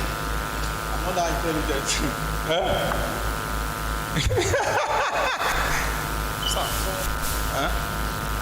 I'm not Sam. My name is Ayo. Just Like basically, it's just like partnering with people to like create awareness about. No, you people are overthinking it. If I had a factory in Osogbo, I want to expand to Ghana. What will I do? What do you spend on? Starting a You build a factory there. Simple. Two things can happen, and that's where you guys were right. Is either I put a factory there, or so for example, Dangote is in Tanzania, is in all these countries. He has factories there. But there are other parts of the West African corridor that he doesn't have because he moves from Nigeria to those places. So what does he do? He spends money on trucks and all these things that move it there, Abi. However, Flutterwave is not anywhere other than Nigeria, Kenya, and maybe Rwanda and a few other countries. But they serve everybody across Africa. Are you following me? That is what scaling is. That is why they always value tech companies higher than brick and mortar companies. That's why Flutterwave is more valued than GTB. It's ridiculous, but yes, that's what it is. There's also overvaluation, but that's another conversation later because tech also has a bubble. Everybody wants to make money from valuation, but that's a different conversation. But the concept of scaling is that they know that the potential of this thing is not limited by physical infrastructure. So, and that is the same thing with your life. You need to focus on things that can explode your growth without you necessarily spending money. Low cost, high impact. For example, people do these types of events. If I do 1 hour sessions for my clients for 1 million naira. I do a whole day for 10,000. I come here to come and talk to people. People will not show up to come and talk to people for free. Are you following me? These are areas, these are ways you can scale your life without spending a dime. If you attend all these all these leadership clinical academies, most of them is the same thing you are learning here that they are learning there. But what happens? You are focusing on growth and not thinking of scaling. So again, remember, you can see this image. That's it. That's the difference between growth and about scaling. So always think in your mind, how can I achieve growth where necessary? How can I achieve scale where necessary? And how can I transform my life on areas where I have not done so well? With these few points of mine, ladies and gentlemen, I hope I've been able to confuse you the more. Thank you very much. I think it deserves a great round of applause. Please put your hands together, ladies and gentlemen, for Ayo Bankole. Well, ladies and gentlemen, very, very powerful and very loaded session. Thank you very much for that very impactful session. Thank you. All right, on that note, please, we can keep on compiling our questions. Like I rightly said, we'll have a panel session very shortly. So let's just keep on putting the questions together. Thank you. It's a very beautiful thing to be on the stage again, and without wasting much of our time, we'll go straight to the sponsor's presentation. As we all know that this event was not put together by Global Techie Initiative alone, but with the help of other intentional brands who are sold out to ensuring that businesses in Osun State leverage on technology and innovation. And Square Me is one of them. Please, a round of applause for Square Me. Please, a round of applause for them. So I'd like to invite Ms. Tolu for a short presentation about the brand. And while that is going on, I would like us to know that if you are a business owner here today and you desire to open a verified business account in less than 5 minutes, you can do that today. And when it's time, we'll let you know. Thank you. Thank you. I think there was a document for funder. Hi guys, I'm back again. So basically I'm here to talk about 2 products. Fonda by Square Me and Square Me itself. But basically, Square Me is a payments platform that allows individuals like yourself to send money, receive money, pay your bills, do gift cards, and send money to anybody with just your phone number, right? Even if you are not on Square Me yet, if I open my Square Me app now and I decide to send you money to your phone number, you actually get a text message to say that you've actually received so amount of money. Please download the app and get access to your money, right? Very easy, very straightforward. But before I get to Square Me itself, Square Me is mostly for individuals, right? But we also have a business aspect of it, which is called Fonda by Square Me. We allow businesses like you, business owners like you, to create a business account. Usually, when it's time for people to pay for your services, I know a lot of people are very used to dropping your personal bank accounts, right? I've seen situations like that where I reach out to somebody on Instagram, I say I want to buy something, and they send me their personal bank account. Now, because I'm not really familiar with your business, I'll be very skeptical, right? I'll be like, personal bank account. Why, as a business, why don't you have a business bank account? And I know the stress when it comes to creating. If you enter Zenith Bank today or GT, I'm sure they will ask you for referrals or who is using that particular bank before they can open a corporate account for you, right? So what we are doing is we are taking all that stress away. We are allowing you to create a business account and receive payments from anybody, right? A virtual account once, and it's very easy. Next one. Right, so basically everything like you need when it comes to data, you can trust us in terms of like your data security. When it comes to secured and safe payments, you get you get an account that has your business name, right? So wherever you're sharing it for payments to, they know, okay, if your business is so shop, or let me use my name, Tolu's Crafts, for example, my business account would have Tolu's Crafts as well. Then low transaction fees. Right now, if you go and open a corporate account or a business account with even the likes of Flutterwave and all that, right now they charge about like a 1%, but no transaction fee on every payment you receive. And for us, we charge a 0.5%, right? And it's capped at 500, which means if somebody is paying 100,000 to you for something, the most you are paying is 500 naira. That's the most. It's not going to go beyond that 500 naira, regardless of how much they pay. Of course, if it's less than that, if it's 0.5%, I mean, it's very low. Then Square Me users, right, which is the regular users today, can also send you money. And of course, the regular stamp duty, that one is directly from the CBN. There's nothing we can do about that. And then 24/7 customer support, right? You can always reach us.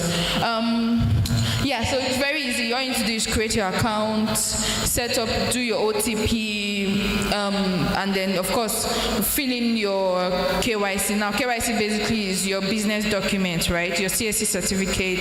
Depending on what kind of business you are registered in, if you're just a business name, you have your CSC certificate, and then there's a second page that CSC gives you when you register your business.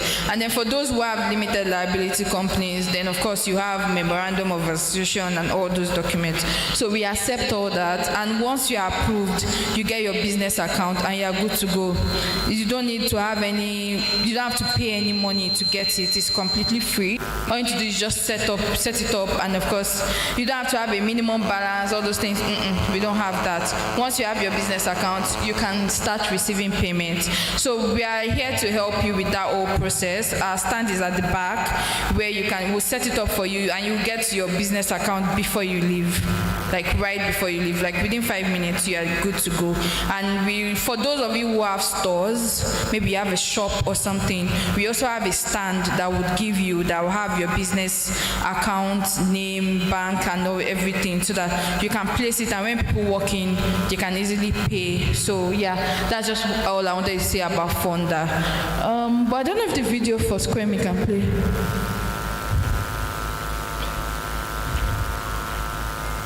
But for Square Me is pretty straightforward. It's like your regular account where we are on Google Play Store, we are on iOS Store, and we are also on the browser as well.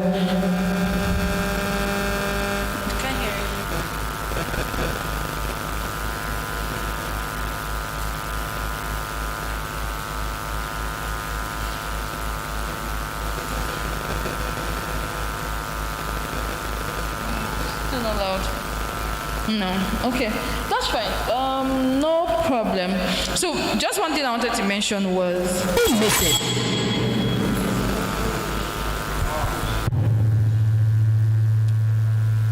phone number.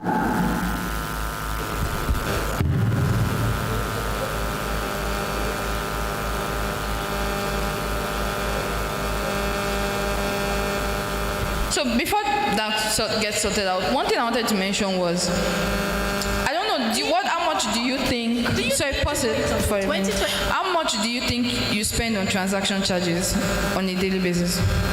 Just guess. How much for every money you receive in your bank account? You know, if you receive more than 10K, you get deducted 15 naira, right? And then when you want to send money, you get deducted 13 naira, depending on the amount. On an average, people spend up to 200 to like 500 naira on transaction fees, which is very ridiculous because that's on a daily basis. Multiply that by 7 days, multiply that by a month, and then multiply that by a year. It's actually very high. And now that with everything that is going on that's been happening in the past 2 weeks, people need to save money wherever they can, right? And that's what Square Me is doing. You can send money to anybody, right? And the good thing is Square Me is mostly P2P, which means you're not going through all the, when you hear bank is having downtime, we don't have that because it's direct to direct, right? You're not going through the CBN or their platform and all the banks are down. No, regardless, even if the banking system is down, if you send money to someone on Square Me, they'll get it immediately because it's strictly payment peer-to-peer. But yeah, that's basically it. And of course, you can pay your bills. For electricity tokens now, for all of you that want to purchase electricity tokens before they increase it by July 1st, right? The service charge on Square Me is just 15 naira compared to Buy Power and other platforms that charge you 100 naira to buy tokens. So yeah, that's just what I wanted. So if you want to learn more about it, we are at the back. You can come talk to us. About Fonda, create your business account. If you have your business document here, you are good to go. And even if you don't have your business document here, you can also come to us, set up the first stage of your account. Maybe when you get home, you can take a picture, then upload. You'll be able to do all that by yourself, and within like 10-15 minutes, you get your business account. But yeah, I guess you can play the video now. Thank you.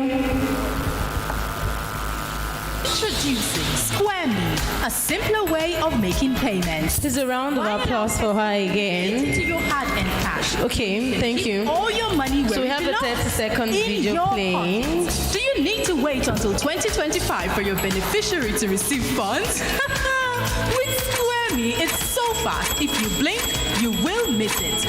Send money to anyone or even request money with just your phone number. Pay your bills, send your loved ones gift cards. Do it all with Square Me. No system downtime, no transaction fees, no delays, and the best part? Square Me is available on the Google Play Store, iOS App Store, and mobile web. Visit squareme.app and enjoy simple payments. Thank you. So right now we would be going on to the panel discussion. So this is the time I've been waiting for. During this section, we'd have very brilliant minds share their opinions, ideas with us, and so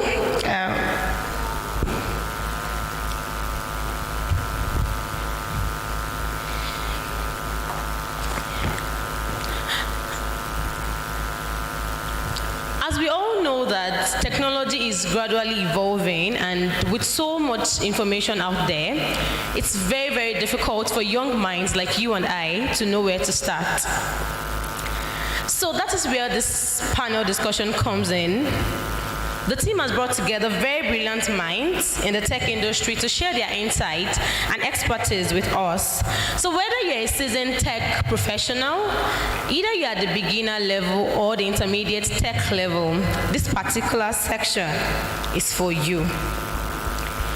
So the first person that I would like to bring on stage with me is no other person than Dr. Samuel Idowu. Please, a round of applause for Dr. Samuel Idowu Adebola.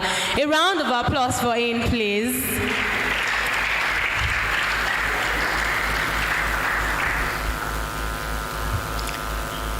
Thank you very much, sir. So I would like to crave your indulgence to remain standing while I read your profile. Dr. Samuel Idowu Adebola hails from Elisha from over 4 decades ago. He is an ecosystem ecologist, small business development expert, and life coach. An ambitious person who believes in excellence and has developed a mature and responsible approach to life issues. He holds a Bachelor of Agri-Tech in Forestry and Wood Technology from Federal University of Technology, Akure, an MSc in Environmental Science, PhD in Environmental Science and Ecology from Obafemi Awolowo University, where he studied the impact of forest transformation on biotic regeneration. He is the current state manager of Smedan in Osun State. He has trained over 10,000 businessmen and women on entrepreneurship and business management in Nigeria.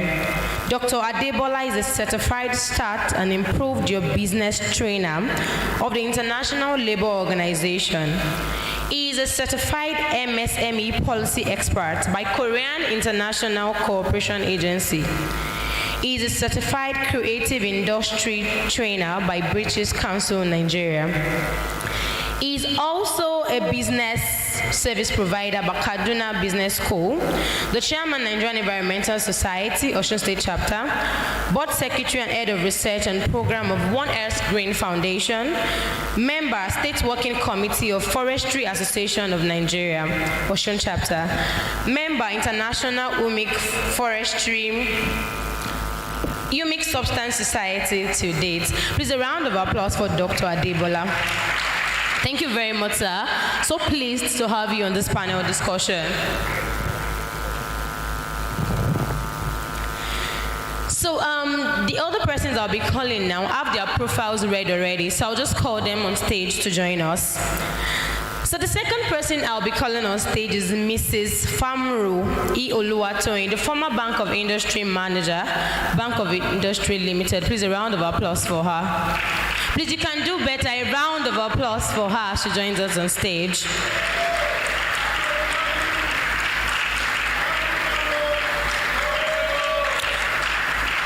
Please keep clapping till she gets on stage. The former manager of the Bank of Industry. She deserves more applause. Okay, I would also like to invite one of our speakers to join us on stage, Mr. Albert Afolabi. A round of applause for him.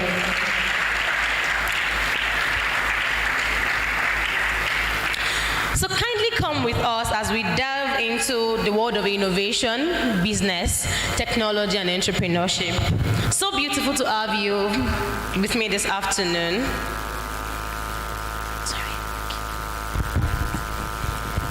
So there are laid down and set questions for this panel discussion, and I would like to start from Dr. Adebola. Good afternoon, sir. Is that working? Sorry, sound. This particular microphone isn't working. Okay.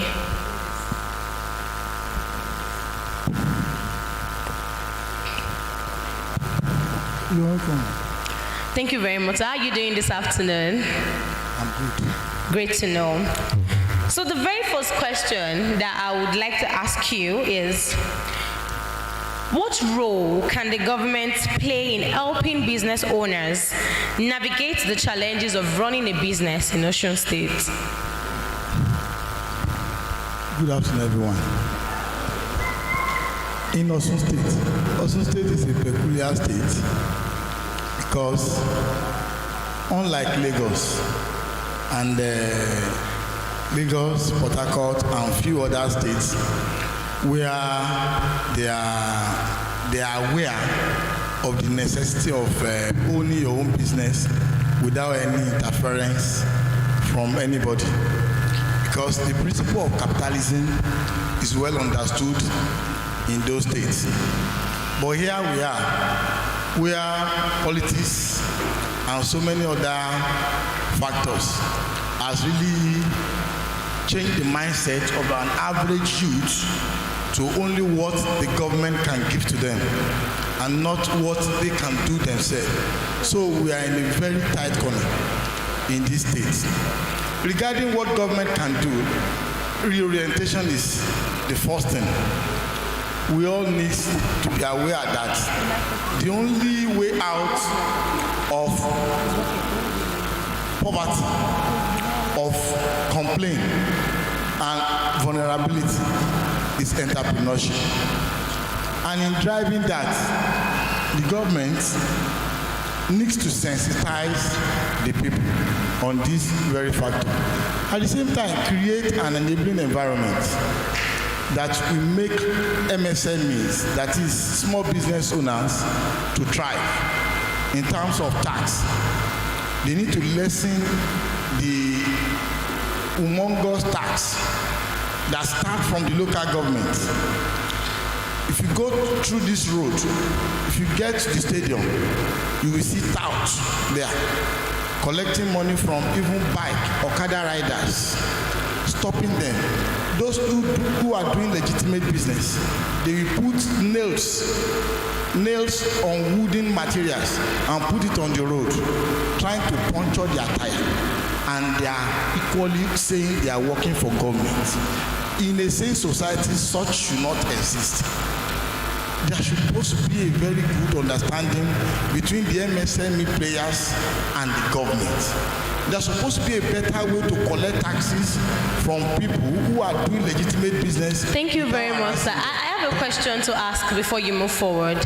So are you trying to tell us that those slouts that we see on the road, but they put there by the government, or they're just doing things out of their own will? The guys on the road who collect taxes from bikers, drivers and the likes. These are political stooges of the politicians. Okay. The talks they've used during elections. They are the people they recruit to collect all these taxes. Okay, beautiful. Thank you very much, Sam. You're welcome. So I'll go on to Mr. Albert, and the first question I would ask you is, like we all know that running a business requires meeting up with the latest trends and development. There used to be a time that To Go was the social media platform that everyone used. Then Facebook came in, Instagram, TikTok, and all other platforms. And apart from that, there are now several business trends. How do you think business owners in Osun State can stay up to date with the latest trends and developments in their industry? Because there are so many people who are either in the media industry, communications industry, food industry, who do not have an insight into what the people in the outside world in that same industry are now up to, the latest trends. So how do you think we can meet up apart from social media? Thank you very much for the question. Now, irrespective of the trends, the changes, something that is not changing is the people. And the people are the main element of any change. So I made an example when I was speaking that I've been to Osogbo like a year ago, coming into Osogbo yesterday, right from the Ede Junction town to this place. Normally it used to be just bushes, but now I'm seeing buildings.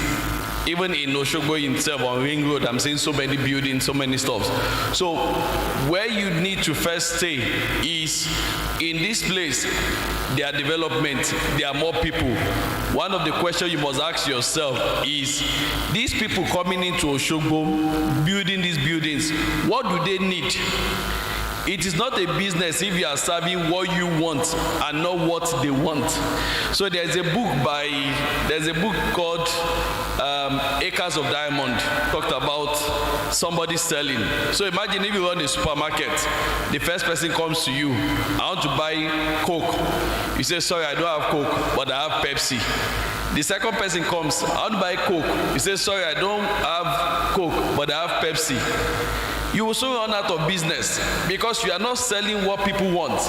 So, apart from the trend on social media and the people are constant, one of what you must start looking at is this. Who are the new people coming into town? What do they want? So you have to look at it that, okay, there are a lot of young guys, there are a lot of young ladies. What do they want? They might not be wearing clothes like our parents. So if you want to open a boutique, you cannot open your boutique and be selling only lace. Most of our young guys today will not buy. But when you open a boutique and you are selling jeans, t-shirts, they will patronize you.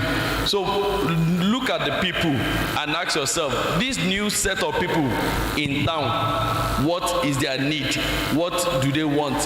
What would they pay their money for? Thank you very much, sir. So I think one of the tips that I caught when he was explaining that is, apart from social media, businesses can also meet up with trends by considering their audience choice. You know, someone comes to your shop today, asks for this you don't have. Somebody comes to your shop tomorrow, asks for this, I don't have. You know, that means you're not meeting up with the latest trend. Like we all know that is now the Gen Z era. There's so many things that are now outdated to us. Some shoes are now outdated to me because I'm Gen Z. But some millennials would want to buy that. So you also have to consider the kind of audience around where your business is located.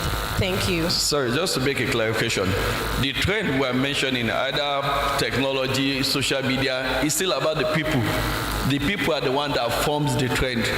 As long as their needs is changing, the trend is changing. So if today it's color blue everybody is going for, the trend can be color red tomorrow. So more importantly, follow the people, see the people, get close to them, interact with them, because what they say is what will happen in the market. Thank you very much, sir. So passing the baton to Mrs. Oluwatoyin, what are the resources available to business owners in Osun State who are looking to expand their business? Beyond the shores of a small business, some of them want to expand to being a medium business agency, some want to expand to being a large business. So what are the resources available to business owners in Osun State? Okay, thank you very much. So firstly, let me just add to what you just said. Yeah, so basically I'd just like to add that when people come to you and you don't have something, it's always important sometimes to develop the Igbo man mindset. Selling is a mindset. Who you sell to and how you sell is a mindset. So if you go to Igbos and you say you want plain trousers, black, they'll tell you to come. And when you get in, what happens? They don't have. What do? It's that they say they're going to Emeka's place to get it. Or they're going to convince you to buy that one and tell you why that one is good. It depends on the people you're playing around with. So you need to be innovative sometimes to be able to get people to buy things, basically. And then some things might be outdated, but fashion is coming back. Fashion keeps coming back. So you need to show people what they can do with things.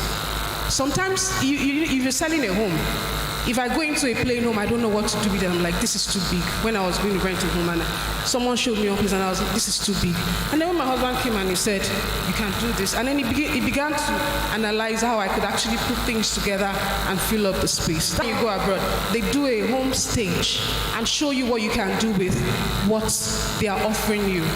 And then you are more interested, basically. So give people or show people what your product can do.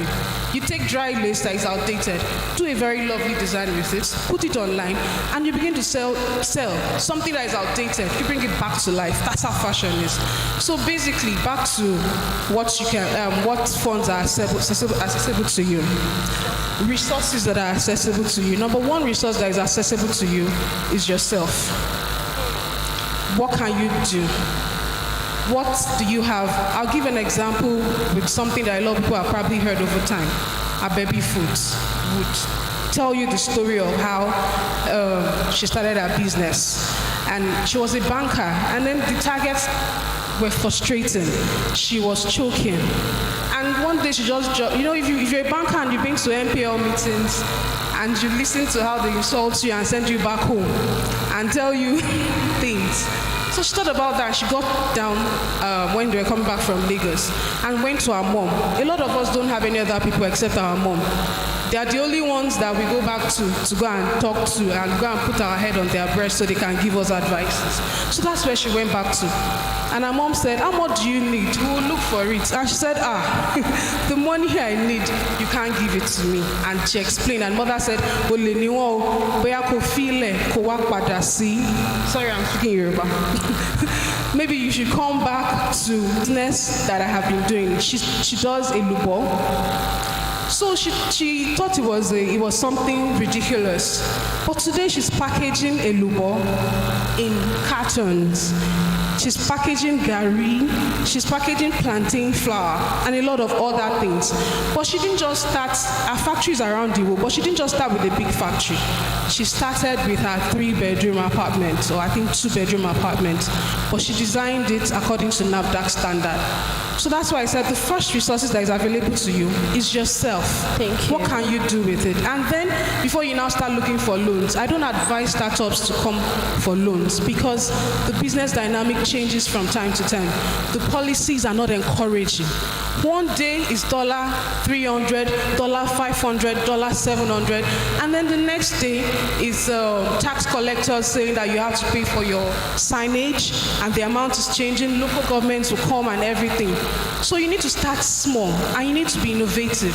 When some people want to name their businesses, I know in Abuja, just to prevent people from coming to tax their, and there's an innovative one someone did. He wrote number, the house was number 23, and then he named his business number 23 Restaurants. So there's a big signboard there, number 23. People will know it's a restaurant coming, but nobody would charge him for putting number 23 on his house. Thank you very much, ma. Thank you so much. So the first resource and the best resource you have is yourself. True.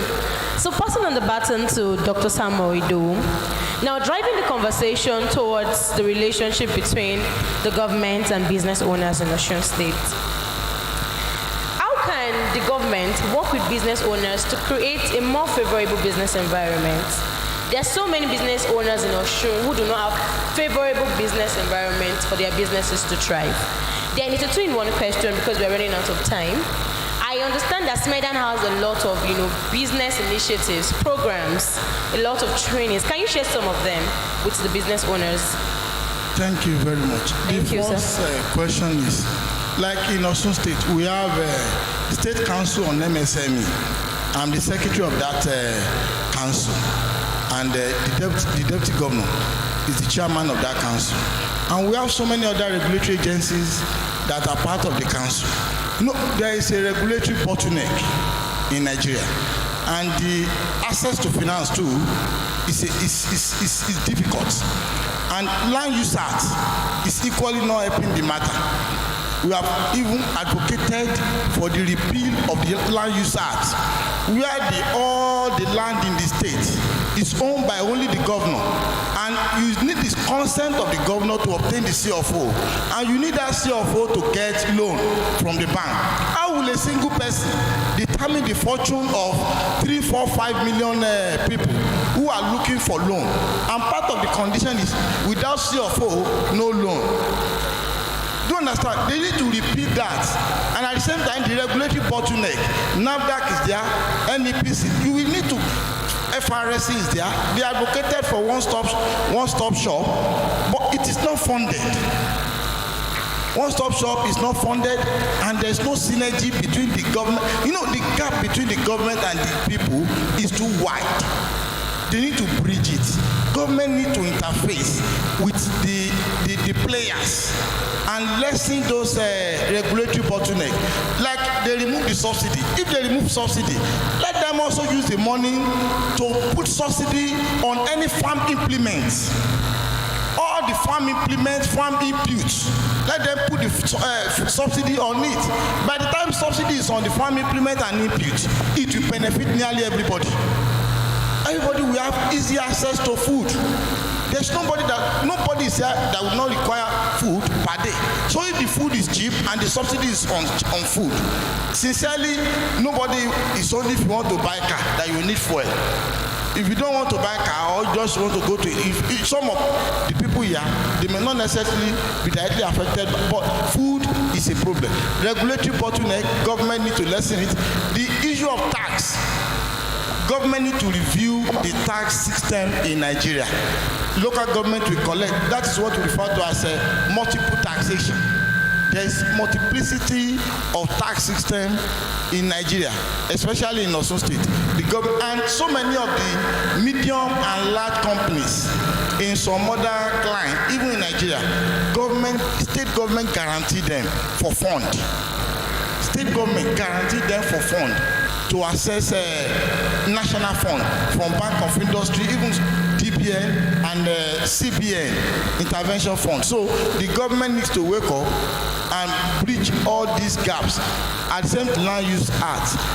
And BVN should be enough to secure loan. Since we all have BVN, government should, all this collateral that a young graduate cannot get. How do you want a young graduate, people that are here? How many of you have CFO? How many of you have a car?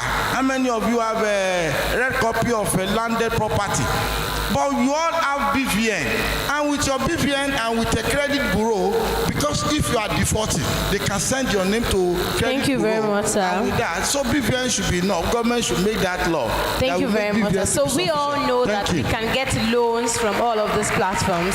Thank you. So Mr. Albert, I would like to ask you a question. I know that as a business person and someone who is involved in the system, you must have noticed some of the challenges that business owners face in business. So can you please share some of those challenges with us and how business owners can navigate through these challenges to create a more thriving business? Thank you. Okay, as a business owner, we face so many challenges. At the moment, I have about 40 staffs. And every day for me, the challenges will surely come. Number one, your staffs want more salaries. Fuel subsidy has been removed from 185 to 488 in Lagos. My staff that use about 1,000 naira a day on transport now has about 2,500, 3,000. And everybody expects that you as a business owner must increase salary immediately for them to meet up with their own growing expense. But as a business owner also, I can't also just singularly just increase my cost because it's also tied to revenue. So when stuff like this happen, you have to sit down with your staffs to understand how to generate more revenue. Yeah, we look for ways to work around it. We did what we call hardship allowance, which is like a one-off payment to help people mitigate that. So that's one major problem. Your staffs will always want more problem. As a tech software development business, we've also had the case of people wanting to relocate to other countries, or most of our staffs wanting to do hybrid work. They want to do remote work from home. And you find out the case where maybe Nigerians or our young generation don't have this work responsibility. So we've had a bit of time where we asked, okay, work from home. And we're on the project, they are looking for some staffs. Where are you? The guys at the streets. Sorry, I went to go and buy amala or food. And projects get starting delayed. So we had to come back, and I had to tell myself that working from home is not working for my business. Everybody had to come back to the office because at the end of the day, you must meet up with deploying your challenge. Then the cost of running business is also key. My office, my 20 kVA generator just packed up one day. And it took us almost about 4 or 5 days to fix it back up. But it wasn't working optimally. we have to quickly go buy another new generator of like 6 million. So the cost of running your business is also much, and these are all the factors you have to put together to ensure that with all of these costs and constraints, you can do as much work that also enables you to make more profit to meet up some of these challenges. Thank you very much, sir. So something stood out for me. Working remotely doesn't work for every business. Tech girl, tech sis, tech bro. I want to work remotely. Everybody wants to follow the trend. I can work remotely. So from what he said, I understood that working remotely does not work for every business.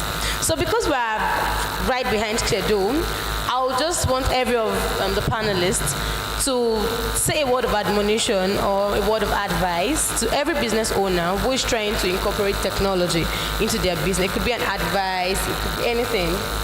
Just a final word. Okay, I think one of the major resources a business owners, individuals should have is information. Don't keep quiet, ask for information. Information is going to help you a lot. An example was, I was asking somebody that I needed a loan, and the guy was like, you use GT Bank, don't you get salary paid into GT Bank? I said, yes.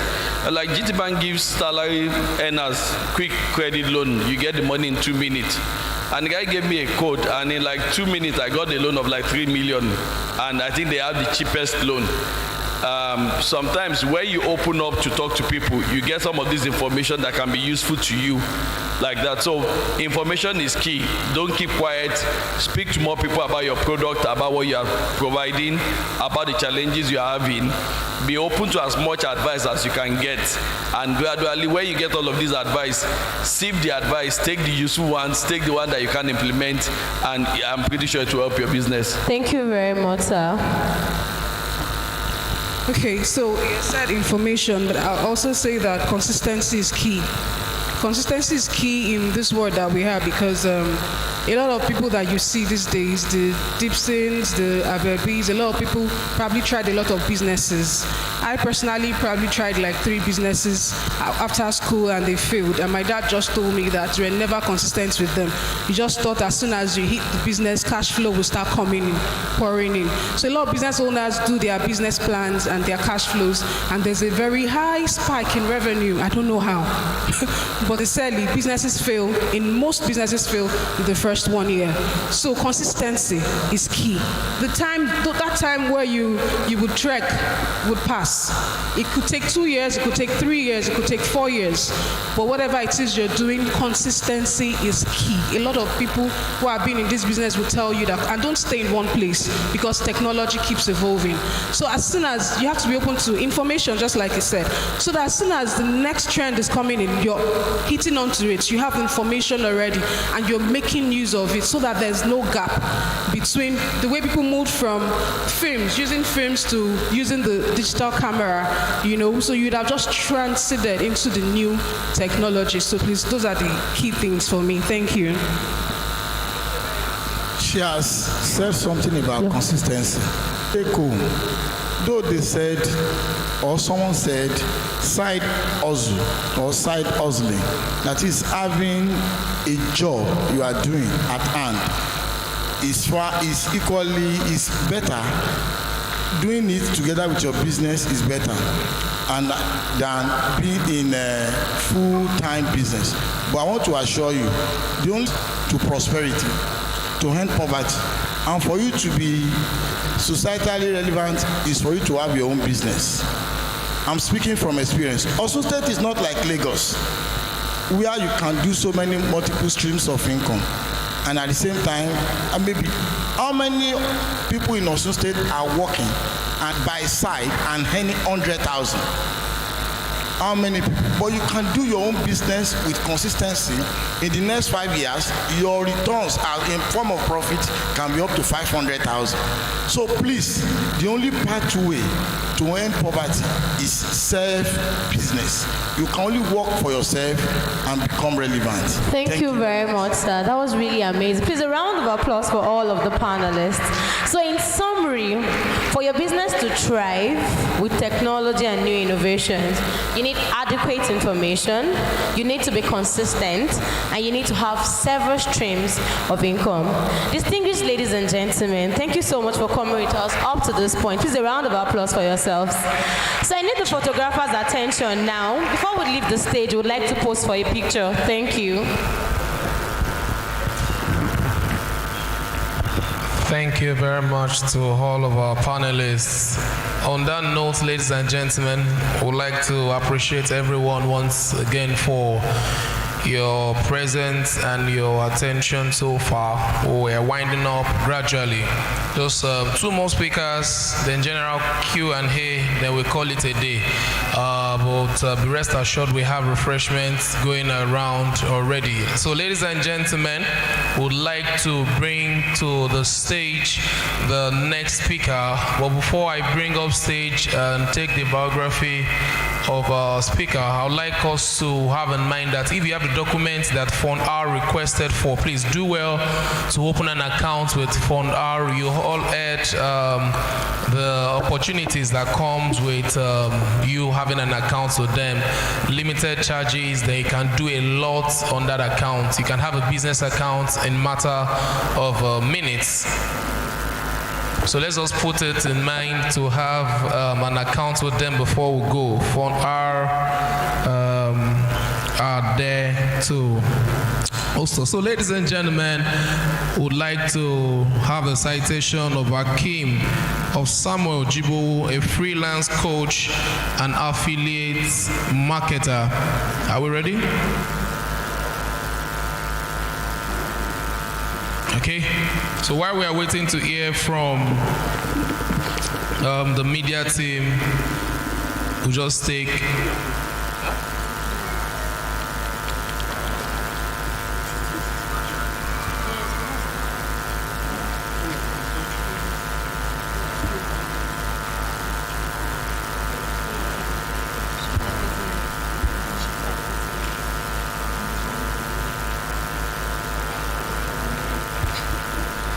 Okay, so I think we need like 2-3 minutes before we proceed. Ladies and gentlemen, permit me to say this. This initiative is not stopping at this. The second edition would be coming in a very stronger form. And we appreciate us all to have made it to this part. Please, for those that have questions, I would like the ushers to take our questions. Do we have them written or want to ask? Do we have people who want to ask questions? Like, can I see you if you have questions? Do you have them written that, okay, one person? I'll just take 5. I'll just take 5 to 7 persons. So let me just give you the numbers now. So just signify if you have questions. Okay, 1, you're number 1. Sir, you're number 2. The man in blue, you're number 3. Sir, you're number 4. Then sir, you're number 5. Is that all? Do we have people who pen their questions down? Probably you don't want to ask, you don't want to come to the podium to ask. You can just pass your question to the ushers. Then we'll take them in the next session of this event. Okay, we are ready now. So ladies and gentlemen, just place your gaze on the screen. Speaker, thank you.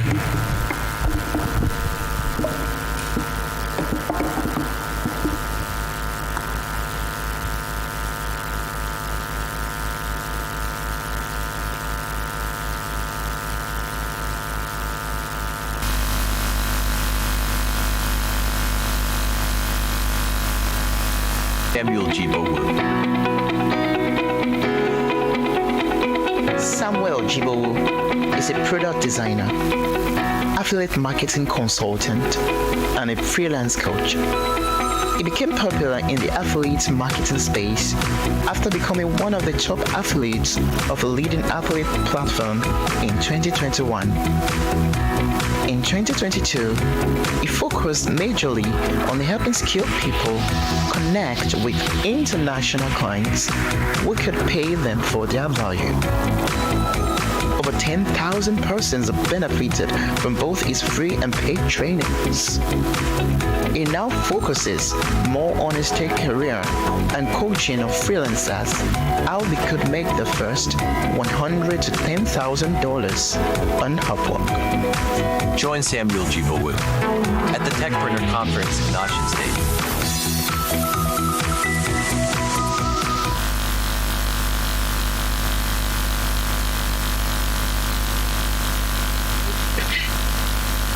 Hello there, and good afternoon to you. I believe you can hear me. All right, so Samuel Jibowu here. All right, Samuel Jibowu here, and I'm excited to be here, guys, and it's an honor for me to be here. So first of all, I want to, use this medium to appreciate the team behind Global Tech Initiative. Thank you so much. Can we put our hands together for them? They've organized this great event for us to learn a thing or two. Can we, just jam our hands together, and acknowledge their efforts in setting up this wonderful, wonderful event. All right, please just give me a minute, sorry. All right, that's fine. Also, can we also appreciate even the previous speakers that have spoken before me? Can we just, applaud them? All right, we honor you. Thank you so much. And of course, let's also celebrate ourselves. I'm the person to your left and right. All right, just, say one word or two to appreciate the person you're sitting close to, and even try to catch the person's name, because I believe, that's one of the perks of coming to meetings like this. Or make new friends, all right? Not just come and go just the way you came, all right? But you might not know, the role some of the people you meet in meetings like this will play in your life. So it's very, very important. And once you come to meetings like this, just try to catch one or two friends, network, discuss. So thank you so much, Global Tech Initiative. My name is Samuel Jibowu. I'm a digital marketing consultant. I'm also an affiliate marketer, right? And I'm a digital entrepreneur as well. I do a couple of other things, but as regards to this meeting, I think that is enough. All right. So I'm active on social media, Billionaire Sam on Instagram and Twitter, and Billionaire Sam 1 on Facebook. All right. Thank you so much. So I was given a topic to talk about, which I will try my best to see how we can piece it together. And the topic is digital marketing and making. All right, digital marketing and money making. Now, they are like two sides of the same coin. All right, so digital marketing is more like the cash cow. Money making is like the cash itself. All right, so it's like, the raw material versus the product. All right, so being, conversant with digital marketing is what is going to produce the cash. All right, so digital marketing and money making. All right, however, because my time is quite short, I have less than 5 minutes. My time is quite short, and I intend to keep to time. I will try to compress everything within this window. Also, another thing I'm going to do is I really don't intend to start talking about digital marketing per se. All right, I just want to, share a few things, share a bit of my story, and, see how we can piece all these things together. Because, to be honest, I can't actually teach you digital marketing within this window. All right, and meetings like this are not always meant to impute the requisite knowledge exactly that you need. All right. They are majorly meant to create a spark, all right, create that spark in you. Then you leave meetings like this with the hunger, the desire, the tenacity, hunger basically to now go and seek the requisite knowledge you need, in order for you to, build capacity in some of these things. I believe you can hear me. All right. Okay. So, so that's that about that. So, like I said, I'll try to share a bit of my story and share a few things that I believe is going to help us, get through everything together. All right. Now, the first thing I want to talk about, even before I go into, the main conversation is about mindset. Now, you're conversant with me, you've listened to me talk before, you followed my material, you would understand that I don't miss an opportunity to talk about mindset. All right, I always talk about it because your mindset is your basic foundation. All right, if you don't get a mindset correct, you'll most likely get everything wrong. All right, the mindset is like what you want to do is like a seed. All right, so the mindset is more like the soil. That is what nurtures that seed and brings it into fruition. So even though the seed is good, if the soil is bad, that seed will not grow. It's very important you understand this, all right? So, it's very important you understand this. Even though the seed is good, if the soil is bad, if the soil is poor, that seed is still going to struggle for growth. So it's very, very important that you know how to piece all these things together.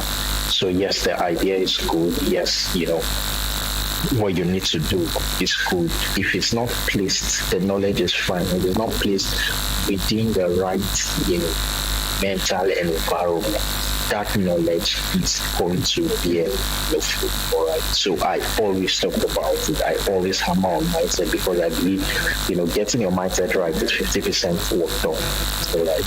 Because if you have a faulty mindset, you are really going to struggle. When it comes to things like making money, as it comes to things like acquiring requisite skills, in the 21st century, it all begins with having the right mental attitude. All right, having the right attitude to learn, having the right mentality about money, understanding that money is not the enemy, understanding that wealth is your enemy, understanding the things you need to do to produce the kind of results you desire to have. All right, because whether you like it or not, the whole universe is hinged on a cause and effect kind of system. All right, it's hinged on a cause and effect kind of system. So for every result you desire, there is an input, there is something you need to do, or there's something you need to do to get the kind of result you desire. So if you don't, do this thing that you need to do, you are going to struggle to get the results you want to get. Very, very important. So it's inputs that delivers outputs, all right? So I want to get the result. I ask myself, what is the cost of getting the result? Is it hard work? Is it tenacity? Is it commitment? Is it faithful? Is it, what does it require? Because you have to understand that there's always a price for any kind of result you do. All right, you want to grow your wealth from marketing, there is a price to pay. All right, you want to build relevance, you want to be relevant in your family, in your community, in your state, wherever you are, there is always a price to pay. So you need to always ask yourself, all right, what price do I need to pay? What do I need to do to get this kind of result I need to do? What do I need to do? What do I need to learn? Who do I need to meet to get this kind of result I need to get? Let me share a very short story, before we proceed, all right? It's a very popular story, and the story is about, two individuals, all right? They have siblings, actually, all right? So there are two siblings, and one of the siblings is very successful. He's a business tycoon, doing very well, giving out value to his family and the community and his country at large. All right, business tycoon, doing very fine. While the older sibling is a drunkard. All right, he's a drunkard and just living waywardly. All right, consuming anything that comes his way. All right, and not really adding value to himself or the environment around him. Now, the siblings were being interviewed, and they were asked a simple question. The wealthy one was asked, "What is the secret of your wealth? How come you are so wealthy?" And he gave a simple answer. He said, "His father." All right. Now, the same question was thrown to his older brother, who did not really, is not doing anything substantial with his life. And he was asked, "Why are you the way you are?" And he said something quite interesting. He also said, "His father." All right, now they were both asked, okay, how come, your father, tell us about your father. How come your father inspired you to become this? And how come your father, is responsible for who you are right now? All right, and they said, growing up, they had a dad who, was a drunkard, just not provide for his family. So, their mom usually struggled to put them through school, while the dad drinks away everything that comes, was a chronic womanizer, and died, quite at his prime. All right, now, because of the experiences they were exposed to, in their dad, one of them made up his mind that he will not struggle financially as that struggle. He will not live waywardly as a dad lived. So he made up his mind to live, a life of value, a life of meaning, and a life that will benefit both himself and his community, his immediate environment and nation. All right, and he was determined and kept doing everything within his power, everything he knew how to do, for that to achieve the results he wanted to achieve. All right, and of course, because he was determined, tenacity was there, and all, both God and the universe worked to ensure that this his dream, this his plan materialized. All right, so that is very, very important. Now, the second sibling also said that their dad was a drunkard. He was.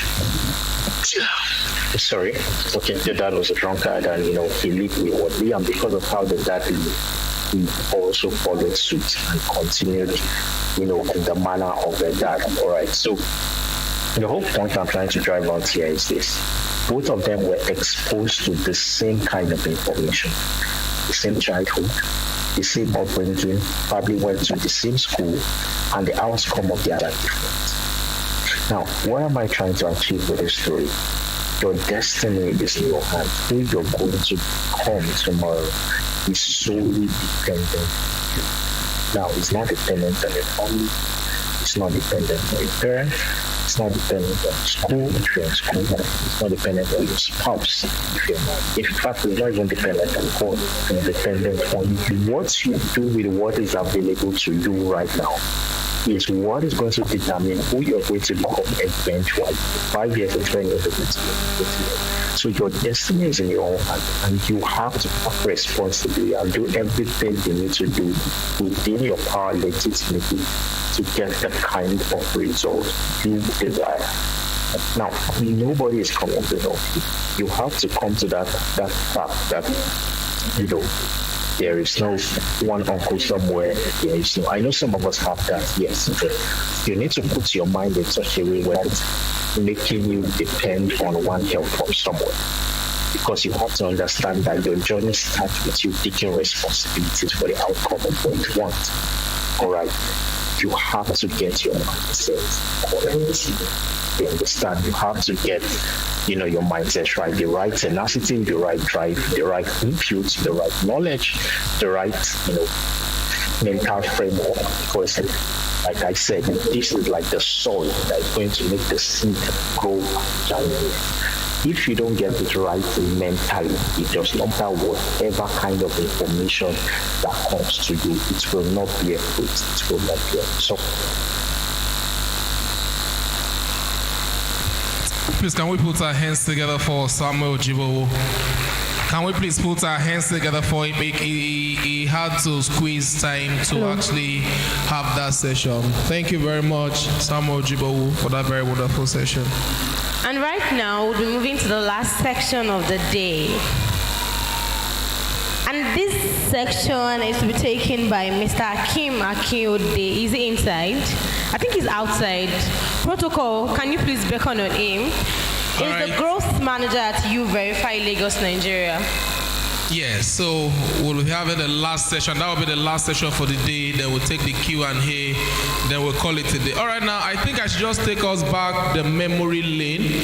A lot of things happened while we were growing up. A lot of activities. I'll just try and see if we can remember some. For some of us here seated, there was some kind of that we used to play then. There's some kind of play they play now. Now it is you have to be in your compound all through. There are some kind of biscuits and some things. How many of us remember the days of pepper snacks? How many of you ate pepper snacks? How many of you ate digestive biscuits? How many of you ate Paco biscuits? I did. You ate? Are you sure? Are you sure you ate Paco biscuits? Yes, I'm not sure. I doubt it. If you know Paco, I'm sure you can know this one, Fishly biscuits. Fish. Do. You know Fishly? Yes. That one has fish shape. Oti Dagbaniel. But you can't know spicy biscuits. Spicy. If you know spicy biscuits, you can't know Baba Dudu. I do. What's Baba Dudu? That brown thing in the transparent nylon. Well, my dear. So if you now know Baba Dudu, I'm very sure you can't know Okin biscuits. Those you can't know. I surrender. You can't know Okin. That one, it is twins. We have what now? The Sako and the what now? You remember, right? I'm sorry, I cannot relate. You can't relate, I cannot relate. My brother, that brother is short cake. Very hot. You know, if you now, there's one that I'm sure nobody here can remember, and that is called banana chewing gum. I hate it. All right, ladies and gentlemen, our next speaker, please put your hands together for this wonderful man as we have his biography. Please, can we have the biography, the citation now? Thank you. Can we appreciate him, ladies and gentlemen? Can we appreciate him? For him? Thank you. We're pleased to have you, sir. So, kindly stand while your bio has been read. Thank you. Speaker, meet our speaker, Hakeem Hakiode.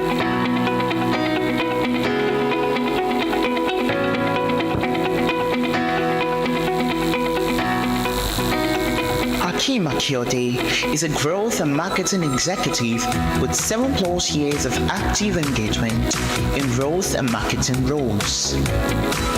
He has worked full-time in different sectors of the tech economy, including edtech, fintech, e-commerce, and regtech sectors.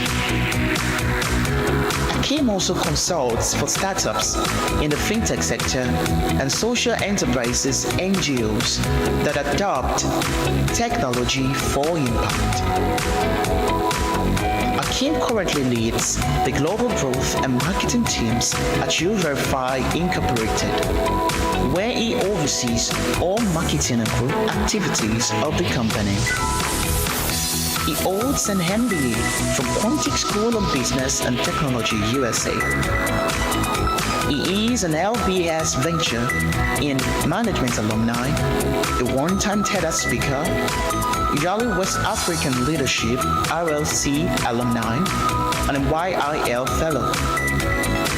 Hakeem has spoken on panels and attended several conferences in multiple countries, some of which includes the GTEx Technology Week Dubai 2020, Africa Money and DeFi Summit Accra 2022, DevFest Nairobi 2022, Lagos Startup Week 2022, the Nigerian FinTech Week 2022, Africa NST Lagos 2023, Business Day Nigeria Future of Fraud Conference 2023, JCI Nigeria Entrepreneurship Masterclass 2023, to mention a few. Hakeem enjoys volunteering activities, commits a good amount of time to this as a two-time board member of Junior Chamber International, Nigeria, JCI Eco. In his spare time, he also provides career guidance and mentorship to young people in tech across Nigeria through his tech tribe, #GrowWithHakeem. Hakeem enjoys conversations around technology, social entrepreneurship, and Web3. Join Hakeem Hakiode at the Techpreneur Conference in Osun State. Very distinguished ladies and gentlemen, please put your hands together for Mr. Hakeem. You have the floor, sir. We're really pleased to have you.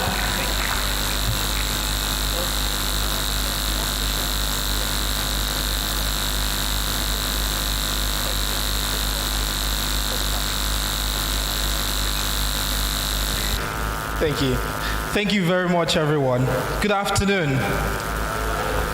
Looks like all is a bit dull. This was my fear when I saw the last person speaking. It's usually a struggle to try and get people's attention, It's been a long day, but I want to encourage you to please try and stay with me, because I can assure you this is going to be very practical. Very soon I'm going to be walking, in these spaces, and I'll also be asking questions. So please engage with me. I'm very sure you're going to have a great time. So let's do that again. Good afternoon. Okay, so this is officially my second time in Osogbo. The first time we came to carry wife. So we ran in and ran out. But I'm super happy and grateful for this opportunity. I'm thankful to the organizers. Now I'm actually getting to see the city, and I'm hoping that I'll also get to meet a couple of friends, make a few new friends before I leave. Okay? So let's get started. So why should you listen to me? I mean, the organizer said this guy can talk about this, and they brought him here. I'm not going to bore you, but over the years, I've been privileged to learn in some of the world's best institutions. I've also been privileged to work with some of the biggest companies in the world. So I have learned, I have failed a lot. In fact, I still failed this week at several things. And I think a mix of those experiences, the failures and the successes, gives me a story. And I would like to share that. And I hope that, you stay with me through this process. Next slide, please. So, my topic is building a strategic marketing strategy, right, for business growth. So the first question I want to ask is, what does a strategic marketing campaign looks like? Does anyone want to help me with a response? What does a strategic marketing campaign look like? Anyone? Okay. Please, can I have a second mic? All thoughts. My name is Ekene. I'm a copper from in Osun State. A strategic. What's the question again? What does a strategic marketing campaign look like? Okay, a strategic marketing campaign is just like a marketing campaign that has been well thought of with the audience, the targeted audience in mind. You get that just. Thank you very much. So because of time, I'm not going to be taking the second response, but trust me, there are lots of questions, okay? And I think he nailed it, kind of, right? It's well thought out, and when something is well thought out, you consider a lot of things. Consider people's interests, trends, timing, among so many factors, right? But there are also a couple of very important ingredients that I don't want us to dissect one by one. So let's go to the next slide and play my first video. I hope we all can see the screen, because these videos are very important.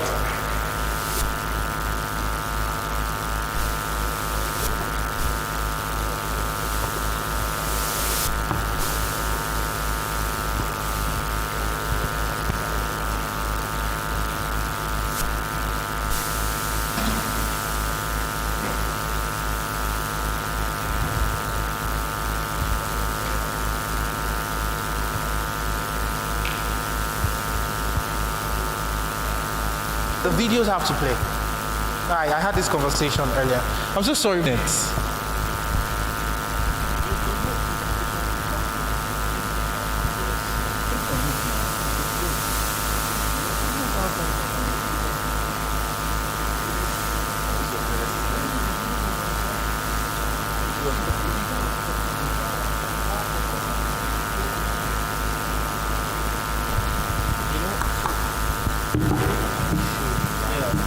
Okay, it's playing now.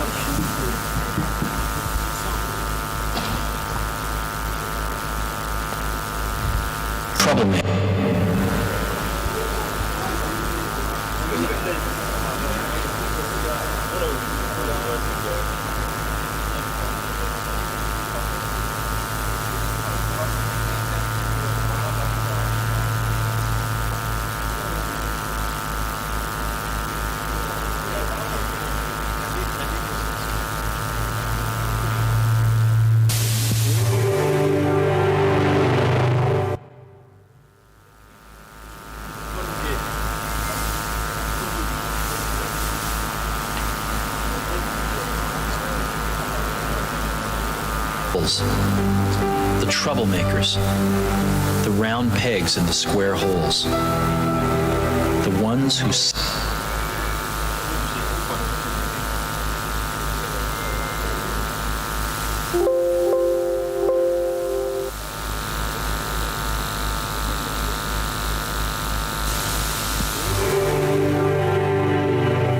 Here's to the crazy ones, the misfits, the rebels, the troublemakers, the round pegs in the square holes, the ones who see things differently.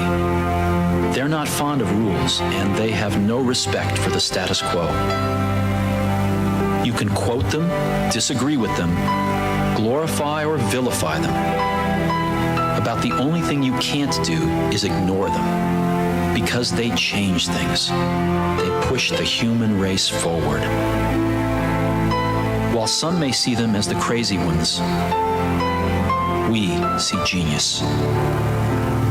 Because the people who are crazy enough to think they can change the world are the ones who do.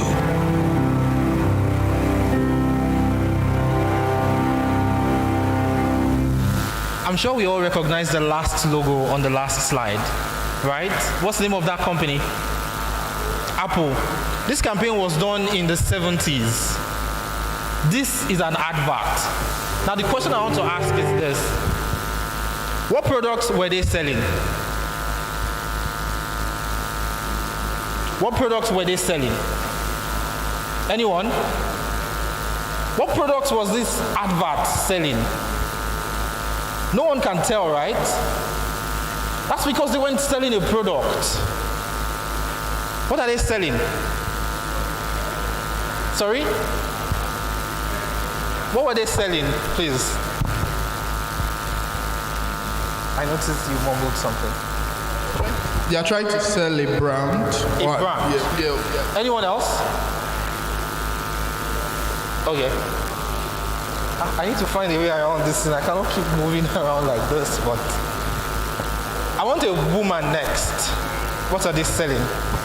They are selling their vision. The what? Vision. Vision. Thank you. What are they selling? A lady, please. Thank you. They are selling a feeling, how they want you to feel. They are showing you how you're going to feel when you use any of their products. Thank you very much. A round of applause for us, please.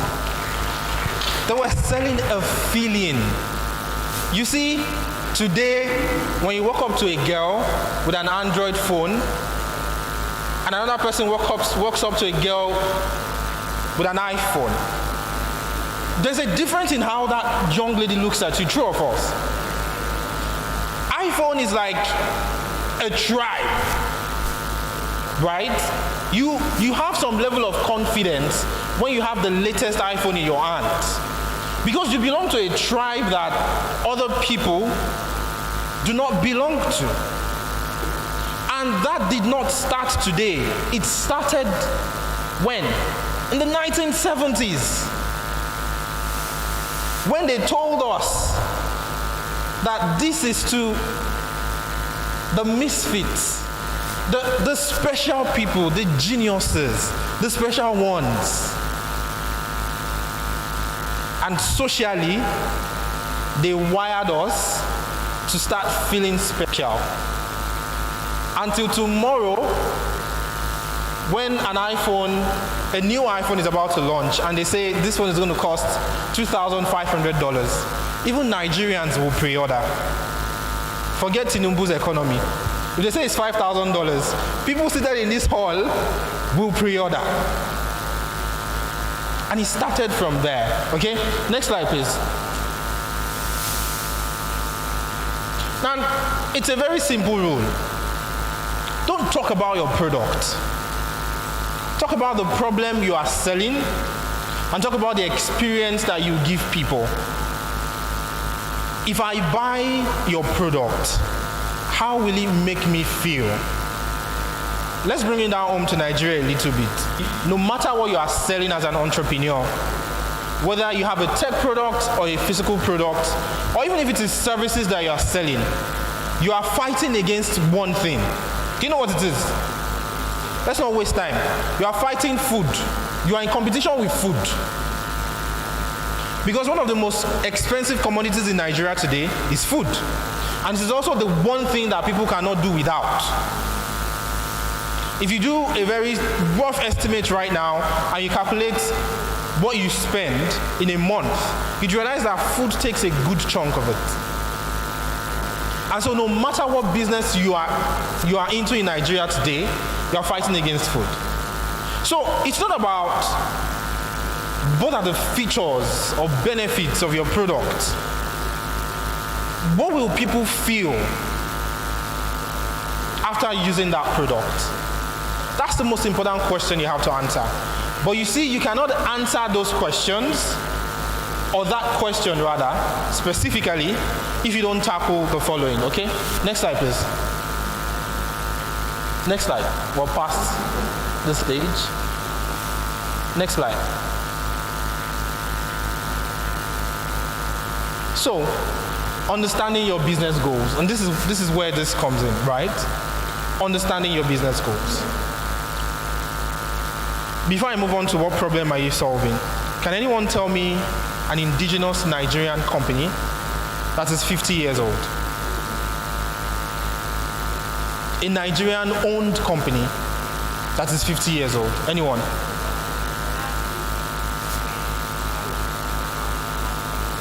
Sorry? Alabukun. Alabukun is 50 years old. Over 50 years old. And you're sure Alabukun is an indigenous Nigerian brand, owned by Nigerians, started by Nigerians. Shall we confirm that real quick? Shall we confirm that real quick? Does anyone want to help with a simple Google search? I think I'll leave myself. Who owns Alabukun?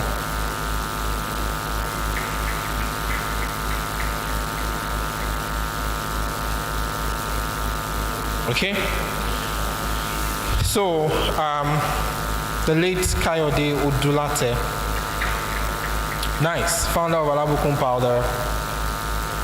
Okay, perfect. Any other brand, Nike brand that is over 50 years old? Sorry? I can't hear you. It's very scarce. Thank you, and that's where I'm going really, it's scarce. You see, it's very rare for you to see a Nigerian business that is like Unilever. It's very rare, and I'll tell you why. We don't build businesses in this country, we build hustles. And there's a clear difference between a business and a hustle. How many of us remember Eleganza Biro? How many of us remember, I'm trying to remember those really old businesses, right? Sorry? Michelin. Okay, Michelin. Savannah Sugar. Nasco Biscuit. Oh, okay, it's still alive. Is it? It's not alive anymore. Okay, Paco Biscuit is alive though. Okay. One thing is a common factor with most of these businesses, right? When the owner or the founder dies, the business starts to die. And so it's almost as though our business is like a spiritual sacrificial kind of thing. Like it runs on the blood of the owner. And then when the owner dies, the business starts to die. Why? Mismanagement, yes. You know, it's all of these things. But we're not exactly building proper business structures. We don't build our operational base based on the long-term value of the business. And it's why it's super important, right? If you are first you need to know, are you in a business or are you hustling? If you are hustling, there's so many names to call it, right? You can be a freelancer, you can be a contractor, you can be so many things. People create businesses that are agencies, right?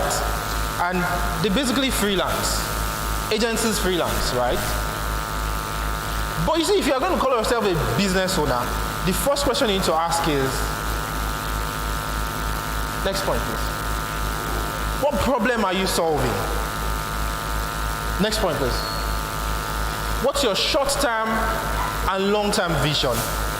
See, make no mistake, people will say, don't do it for the money. That's absolute lie. It's very fine if money is your motivation, but what kind of money?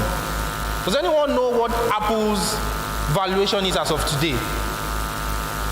Apple's valuation. Okay, what about Nigeria's GDP? Does anyone know what Nigeria's... Please use Google now. Interact with me, Joe. Okay, so let me help us out.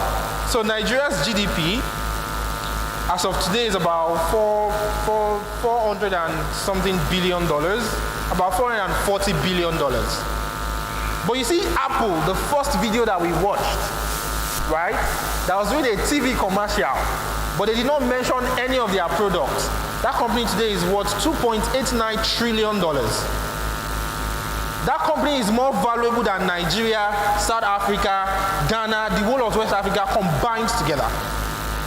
One company, started by two men in their father's garage just a few years back.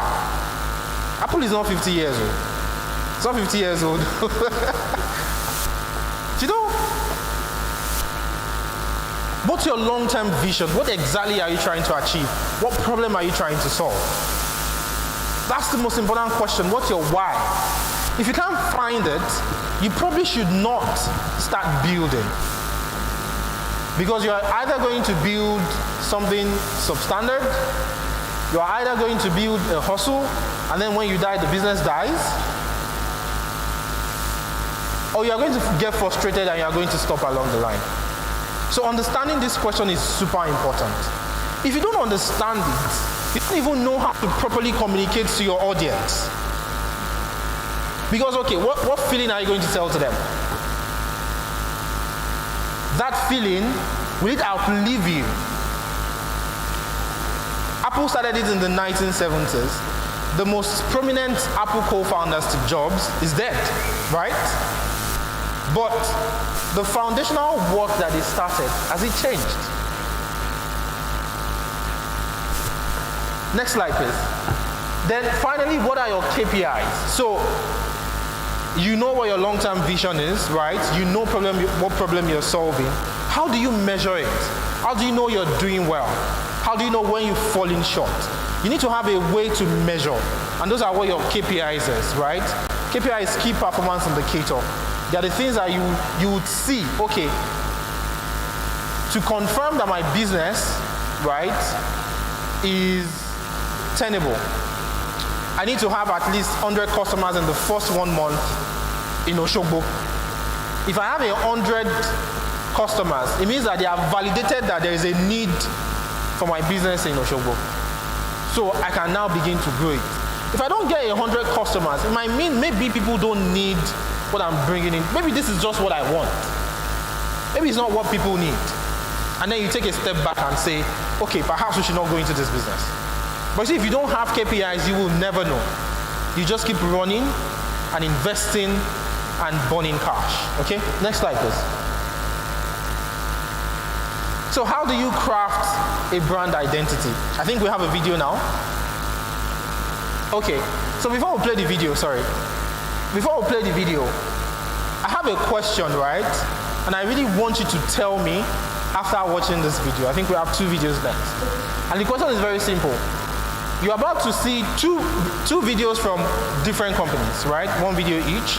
And then you tell me at the end why you think, first you tell me what feeling were those companies selling, right? What feeling were they selling? That is 1. And then 2, you tell me why you think those companies have an incredible brand, okay? Do we get the questions? Do we understand the questions? Okay, so I'm going to pick someone from that last row. I'm going to pick someone from that last row and someone from the middle. Okay, so let's go.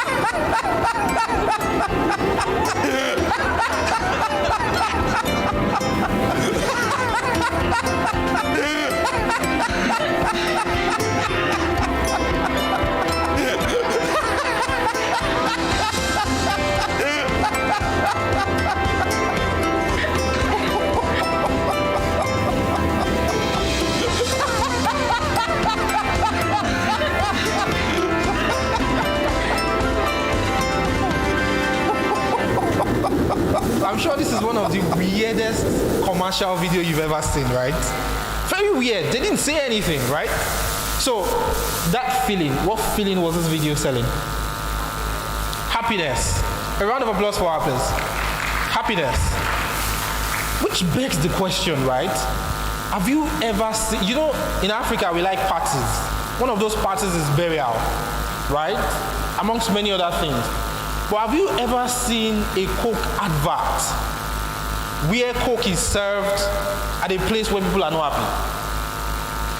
Have you ever seen it? Even though burials are like a big thing in Africa, but Coke will never identify with a burial because it's not a happy scene. Every time you see a Coke advert, it will invoke one feeling only: happiness. What do you think it takes for a brand to be so intentional? Let's watch the second video. I'm getting serious.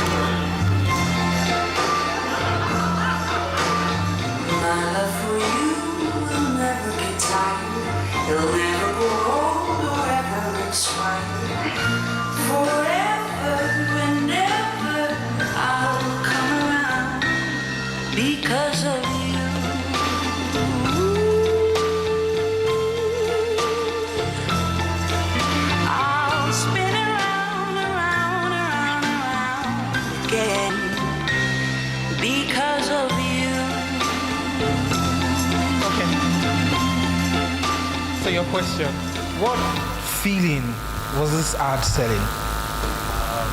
I think it's family. What? Family. Not family. Memory. Yeah? Memory. Memories. Thank you. A round of applause for him, please. What does that company sell? They sell electronics. Bang & Olufsen is one of the oldest in the world, and it's very expensive. In fact, they understand their market so much that they had certain copies that it pisses you off, right? You see a copy like, if you search them on Google, for instance, and you go to images, they have adverts like, if you still have a boss, this brand is not for you. Can you see the boldness? They'll say, if you're a dreamer, go and make it again, then get yourself a Bang & Olufsen. Because their products are very expensive. So they are not going through the corners. They are saying, if you don't have money, don't come.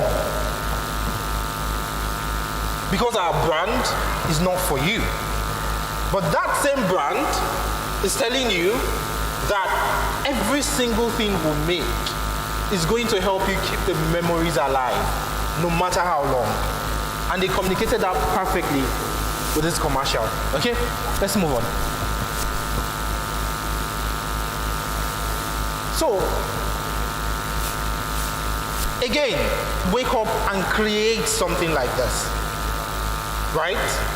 As a business owner, you want to market to people and you want them to understand what you're selling. You want to sell a feeling to them. It won't just happen by magic.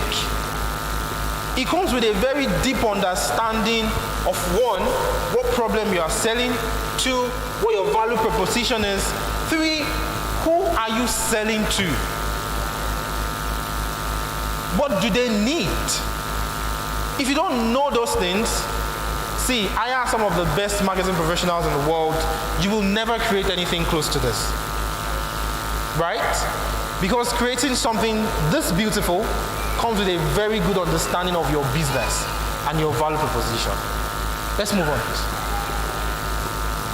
Let's move on. So, now that you know what you need to do to start a business, and then you know how you should be talking to your audience, right? If the Coca-Cola video that I had played had come to say, Era Coco, Meta 500, O22, how many people will be captivated by that video? Will you watch it for as long as you did? No, right? So what does it take to market this way? To create this kind of campaigns, this kind of messages? What does it take, right? And so, when you understand that, the next step is now, okay, now I know how to talk to my audience. So how do I acquire them? Because, I mean, it's not for PR now, is it? It's to get customers so that they pay you, and then you stay in business. So, what are the most effective customer acquisition strategies that you can use? I have three here. There is so many of them, but I have just three. Marketing, word of mouth marketing. You see, we don't take it very seriously, but it's one of the most effective type of marketing in the world. Referral. And some of the biggest companies have created an entire system around it. Affiliate marketing, for instance, is all built on referrals. True or false? It's all built on referrals.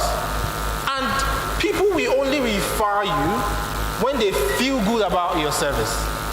In fact, they will defend your product when someone else comes to say, oh, that product is not so good.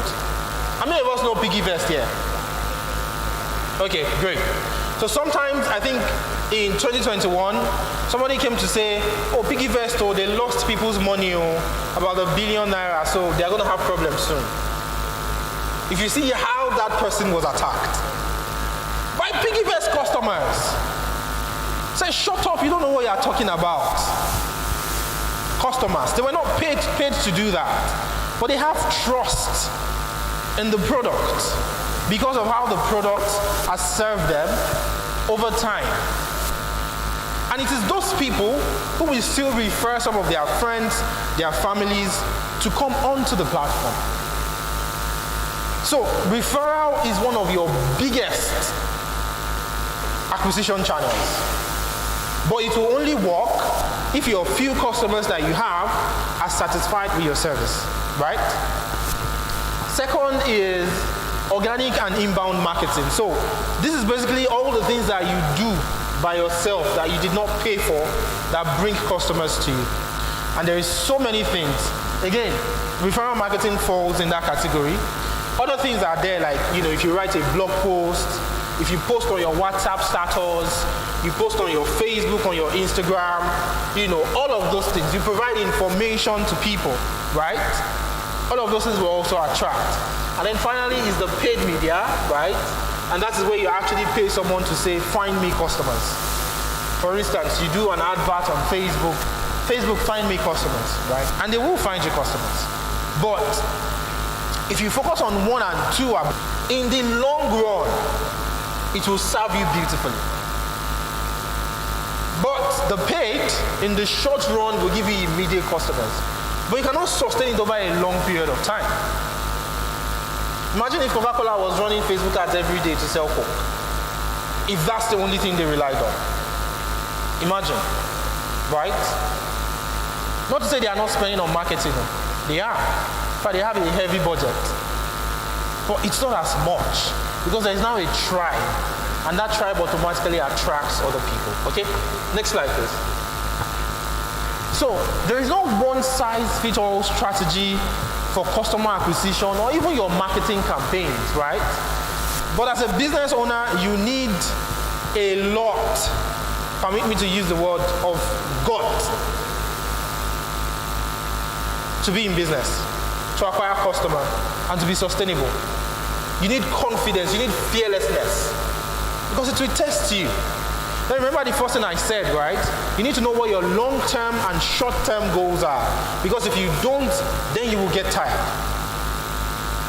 And then when you have all of those things, you need to understand who your customers are, where to find them, and more importantly, how to talk to them. The customer can be here, but you are saying the wrong things. You're trying to sell a product instead of a what? I said, don't sell a product, sell what? That's the end result. Whether you like it or not, as humans, we make impulsive decisions based on how it makes us feel. I'm not wearing this suit today because somebody said, oh, suit is nice. I'm wearing it because it makes me look packaged, right? And I'm wearing a Bengbe shoe because it also makes me feel. Imagine if I was wearing a palm. Nobody has to tell me that you don't look good. My confidence is going to get dampened. So eventually, I'm not buying a suit because it's a suit. I'm buying it because of how I feel wearing it. People are not going to buy your food just because they are hungry. It's because of how they will feel after eating it. It is why somebody buys your food, they finished it all, right? Their stomach is now full, but they still come and tell you, that food is not sweet. In fact, I regret buying it. Why? But you are filled up. Your hunger is satiated. But they're not impressed. Because eventually, it's not about just filling their stomach. It's about what? The feeling. It's always about the feeling. Reminds me when somebody says, sorry, it's not personal. It's always personal. Always. It's always about the feeling. So focus on that, okay?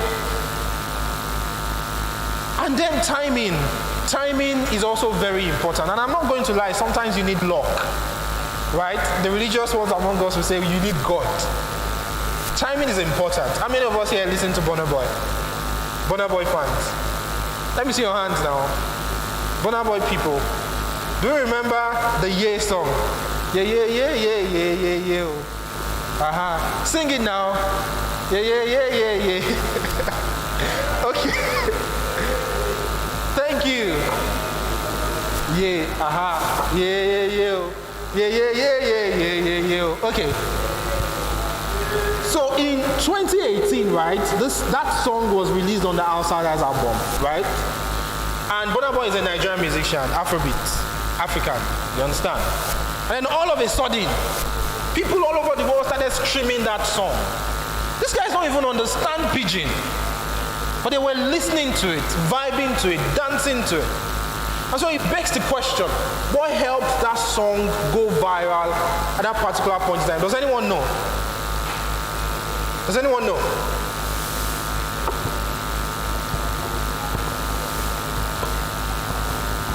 Okay, I think Kanye, his name changed from Kanye West to Ye. So I think that was what. Thank you very much. A round of applause for this man, please. So there is this black American businessman, musician too, very very rich. He's black and he's a successful businessman. And he's one of the most successful artists ever in the history of music. Very popular. And then one day he just woke up to say, as a human being that I am, I no longer want to go by the name that my mother and father named me, which is Kanye West.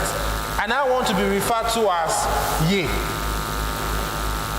So he changed his name from Kanye West to Ye. Coincidentally, Burna Boy released a song that is titled Ye. And so everybody started looking for Ye. And before you know it, Ye was everywhere. Viral. And twice sometimes, like I said, you need a little bit of luck. Because there was no way Burna Boy could have planned that. Was there? No way. But it happened, it coincided, and it worked beautifully for his advantage. Okay? So timing is also like super important. Next slide, please. So, when you have all this thing together, you then need to build a customer loyalty and retention strategy. So if you ask me today, as a small business owner, where should you spend the most time? Do you know what I would say? I would say building a community. How many of us understand community building here? Building a community. Just like Apple built a what? A community. A community of loyalists that you will give free service to without expecting anything in return. Let me tell you what I mean. So let's say you sell food. And let's say you sell ewa going, right? And so you created a community for your customers who buy ewa going. And then there you are teaching them how to stay healthy eating ewa going. The kind of things you can eat with ewa going. Where to buy those things that you can eat with ewa going. Remember that people selling those things did not ask you, they did not send you a message, right? And your customers are going to go and buy from them. But that's none of your business. You tell your customers where to buy the things that they can eat with ewa going. If you eat ewa going and you have stomach upset, what can you use to solve that problem? On days where you don't feel like eating ewa going, because you cannot eat it every day, what else can you eat? What are their nutritional values? How will you help them keep fit and healthy, right? They did not send you all of this message. But doing all of these things will do one thing to your customers. Can anybody tell me what it is? Anyone? It will make them loyal to your brand. Your brand becomes a part of their lifestyle as far as healthy food and their feeding choices are concerned. Now imagine replicating this for a financial technology platform. Let me even give us a relatable example. How many of us have a GT Bank account here? A lot of us, right? How did GT Bank get us as customers? Zero account. But it was not just about the account. They were investing a lot in community then. GT Create, campus activations, campus invasions, win this, win that. You can ask questions. Even when it does not directly relate to your banking issues, they will still answer. So we became loyal. And so today, no matter how much money you have, will you take it out of GT Bank? Will you go to UBA? We are loyal for life. And it's easier to do as a small business because you don't have a lot of customers. And guess what? They're going to give you a lot of bullshit. You have to be willing to take it and not be angry. Because a loyal customer will give you 100 more customers that you will not pay 1 naira for. 100 more. And they are loyal for life. So invest in building a community, no matter how small, okay? Moving on. Embrace personalized customer experience and take customer feedback and improve on it. So when a customer says, oh, something is bad, don't get angry. Take it and work on it, okay? Let's move on. I can see the host already working towards. Oh, I'm not dropping this mic until I'm done. Or do you guys want me to go? Do you want me to leave? So you guys can hear them. Okay. And finally, embrace digital marketing opportunities, right? If you don't have money to build a website, there are businesses that gives you free websites. In fact, Flutterwave, Paystar, Bumper, Feedia, all of these websites allows you to create a mini website for yourself. You don't need any technicality, just go there, create an account, put your details there, upload the picture of your products, and then people will be able to come, they can click on it, they can pay you online, it goes into your account. In fact, you can even schedule delivery there, so they don't have to talk to you. After buying your products, they talk to the delivery company next. And all you have to worry about is give your product to the dispatch rider, and they deliver, and the money is already in your account. Very little human intervention.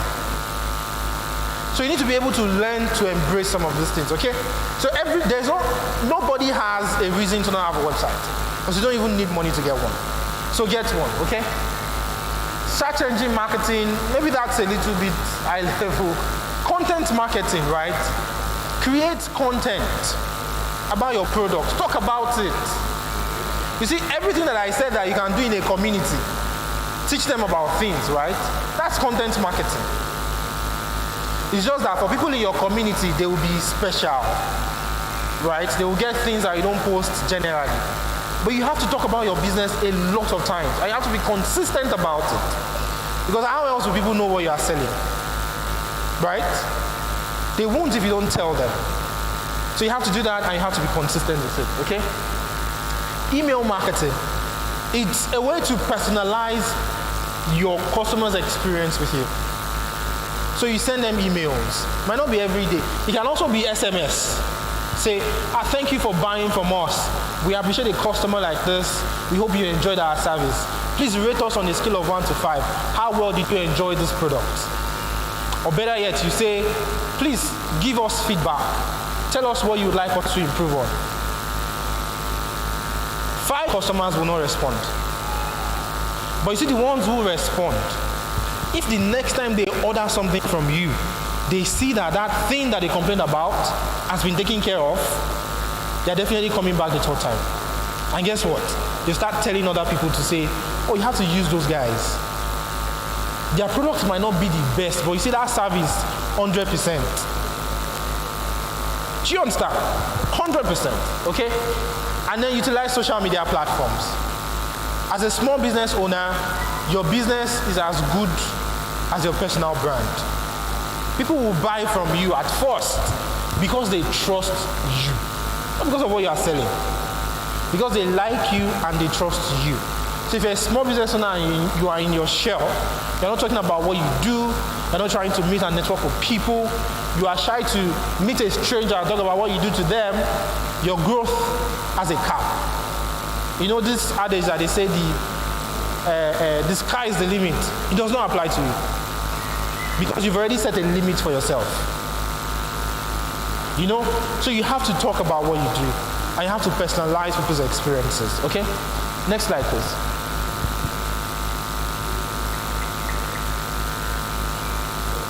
So, again, remember when I mentioned short-term and long-term goals. All of these marketing activities too, how will you measure them?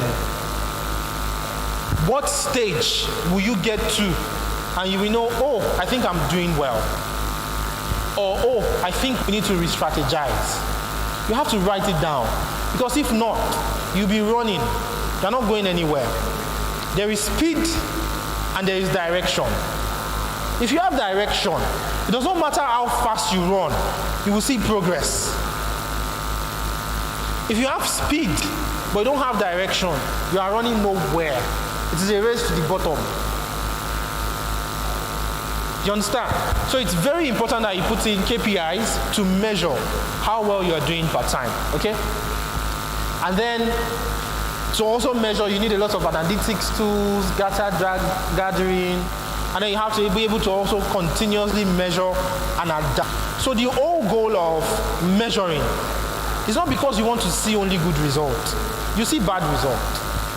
Earlier, when I was introducing myself, I said I have failed a lot, and I'm still failing, and I embrace it. Because in failure is where your biggest lessons or your biggest strategies to success lies. In the words of Steve Jobs, he said, creativity is connecting dots. Dots from your past experiences. I'll tell you what I mean. I do A, it failed. I do B, it failed. I do C, it failed. And I want to do D. And I said, this time around, I want to combine A, B, and C together and see what it gives me. 80% of the time, connecting A, B, and C together gives you a totally different result. Different from what people have seen before. Saying, he's very creative, he's a genius. But the truth is, that product is a combination of your past failures. So you measure because you want to know what you are doing right, what you are doing wrong, so that you can improve on it. Right? And that is why measuring and adapting, is super important. Please pardon me, I'm almost done. So, begs the question, right? What kind of a business owner do you want to be? I just want to take two people's feedback, right? What kind of a business owner do you want to be? And what problem do you want to solve? 2 volunteers, please. 2 volunteers. Thank you very much, Ma. 1 more volunteer, please.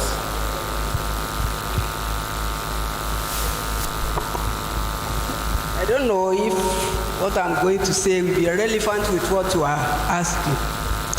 There is a family who engaged in selling foodstuffs, but because they failed, they changed to selling cement before they were able to succeed in that area. Okay? With somebody who hasn't the capital to change like that, what advice? Thank you very much, Ma. Ma, can you permit me to answer that question during the question and answer session? Because of time. So please help me note that question, protocol, please. Thank you. Okay.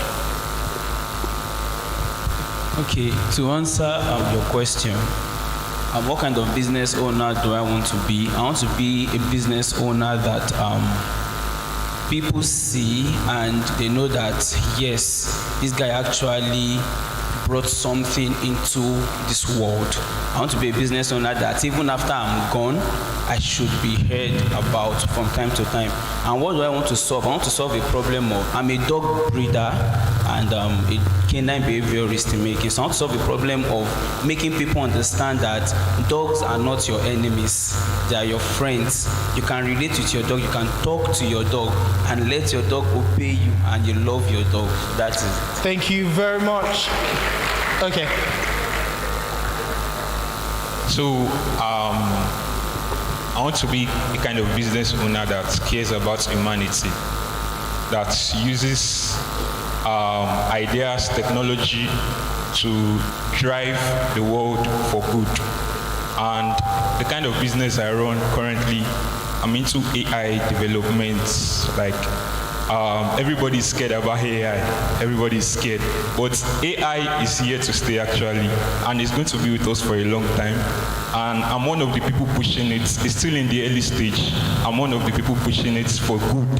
There is the bad side of AI, but there is the good side. Every business can integrate AI into their business for growth, for anything, for productivity, and to save profit, to save more costs, and to push their business forward. So that's. Thank you very much. A round of applause for him, please. Can I have a lady, please? Lady is. Okay, thank you.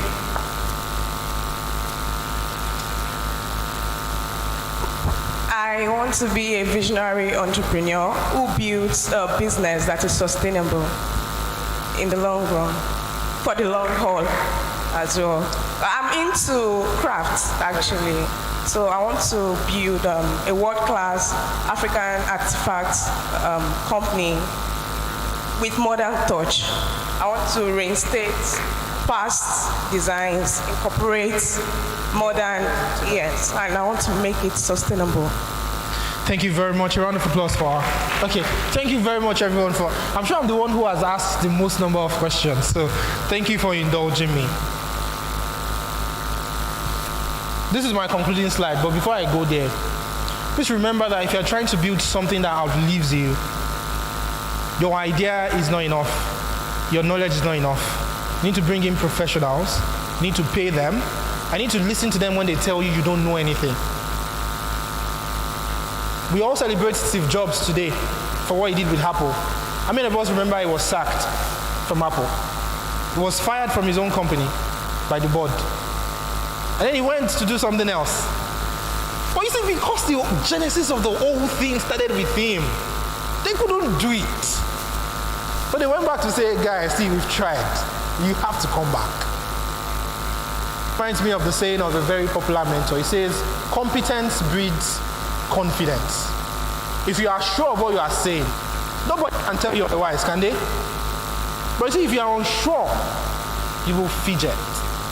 So as a business owner, small business owner specifically, you have to be a master of your craft. You need to know what you are doing, without a doubt. But it will get to a stage, if you want to be sustainable, that your knowledge and experience will not be enough. Do not be afraid to pay the professionals to do what you cannot do. Do not be afraid to listen to them when they tell you, this is not your field. You understand? So many examples, right? I think it was Domino's, right? Doing beautiful pizza, but it wasn't growing. You know? And then someone went to them to say, see guys, you guys are beautiful pizza guys, but me, I understand marketing and selling to people. I can help you take your brand from 0 to 100. You are your brand for now. You see, when you become successful as a small business owner and you fail to now build a structure that can sustain the brand on its own without your input, that is where you have failed. Because it will never outlive you. But you see, when you are just starting, you are your brand. So you have to pursue it with all that you have. The video slide now, please. So this is my last video for the day, I promise. I hope you enjoy it. If people say your dreams are crazy, if they laugh at what you think you can do, good. Stay that way. Because what non-believers fail to understand is that calling a dream crazy is not an insult. It's a compliment. Don't try to be the fastest runner in your school or the fastest in the world. Be the fastest ever. OBJ's jersey. Picture OBJ wearing yours. Don't settle for homecoming queen or linebacker. Lose 120 pounds and become an Iron Man after beating a brain tumor. Don't believe you have to be like anybody to be somebody. If you're born a refugee, don't let it stop you from playing soccer for the national team at age 16. Don't become the best basketball player on the planet. Be bigger than basketball. Believe in something, even if it means sacrificing everything. When they talk about the greatest team in the history of the sport, make sure it's your team. If you have only one hand, don't just watch football. Play it at the highest level. And if you're a girl from Compton, don't just become a tennis player. Become the greatest athlete ever. Yeah, that's more like it. So don't ask if your dreams are crazy. Ask if they're crazy enough.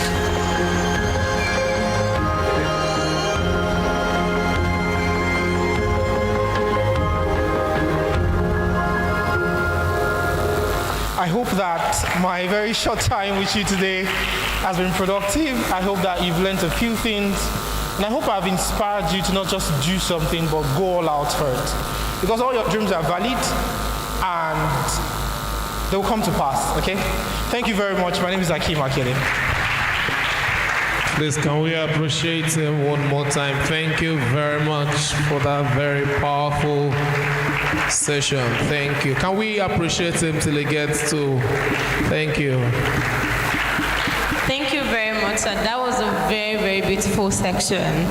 So we're about to come to the end of this event, but before then, we'll be taking the question from the 5 people that were selected the other time. So we'd like to have all of the speakers on seats while the participants direct their questions to them. So the 5 people who were selected the other time. All right, please, can we have you? Can you please come forward? Please come forward. I think some persons were over there. Please come forward. Please, can we step forward very quickly? Those persons that we chose the other time. Thank you. Ken. Would appreciate if we have our stars on seats so that the questions can be directed to them. All right, let's have you. Please come forward.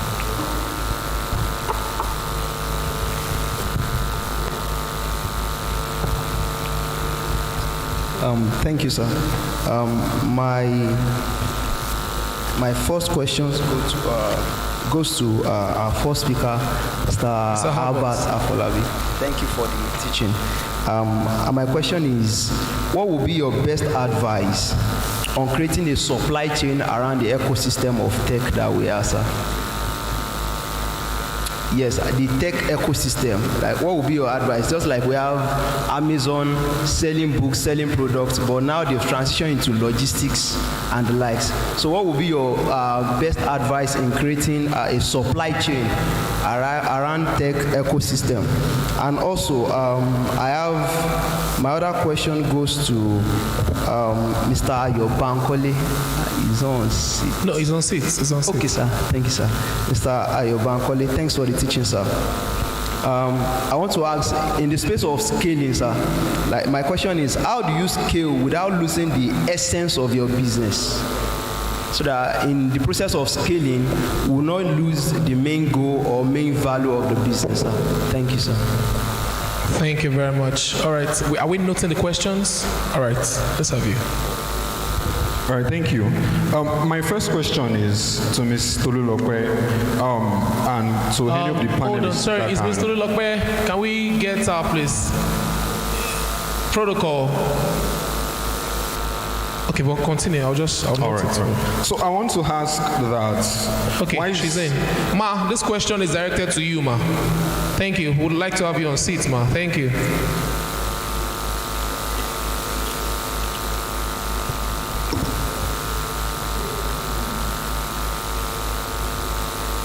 All right, you can proceed. All right, thank you. So I want to ask that why is there more attention and innovation in the fintech sector? I noticed that the products she showed us were fintech products. So there are other sectors in the country that has to do with health, agriculture, education, and most of the programs, startup programs I've attended, they're always coming in with new fintech solutions. Yeah, and a friend of mine was telling me one time that, about yesterday, that some of the fintech companies that are coming up, even though they have companies on ground that are doing what they are doing, that some of them will still come up, probably just discover a loophole and then adjust and still do almost the same thing. So I want to know that. And then secondly, I was also discussing with a friend about Flutterwave, and he was telling me about how they started and the Series C for Flutterwave, they were able to raise about $170 million and the valuation at the time was $1 billion.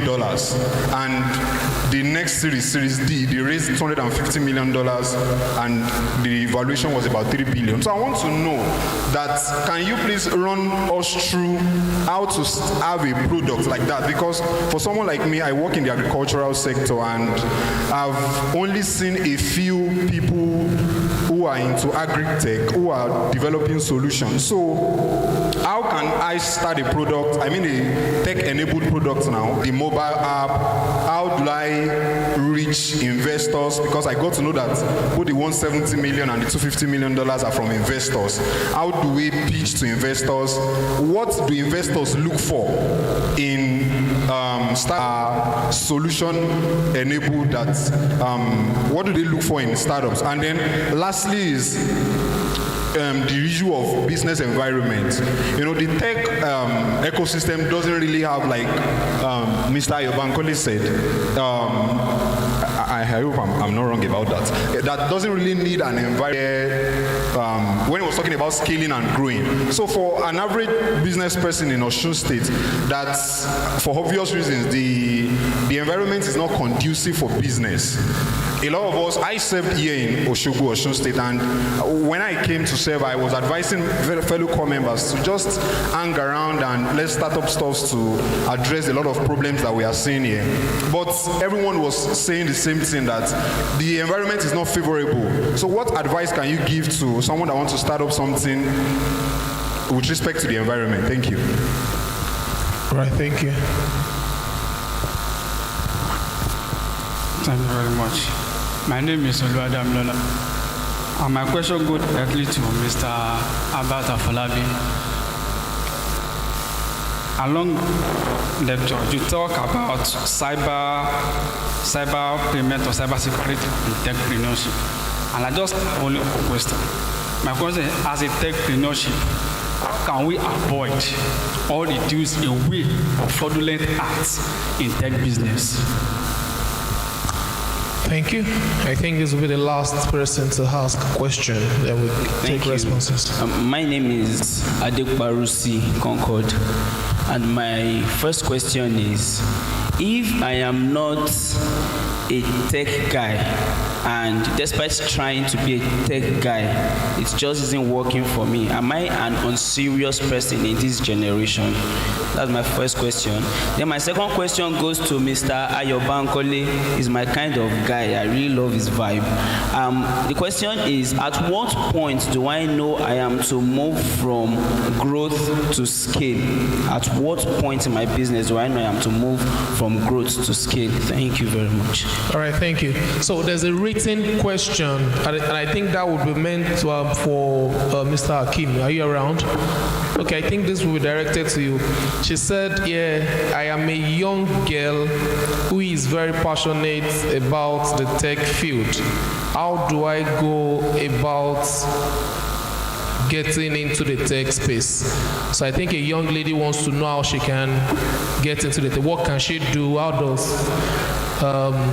would she go about it? So Mr. Hakim, that's to you. So Mr. Harvard, let's have responses.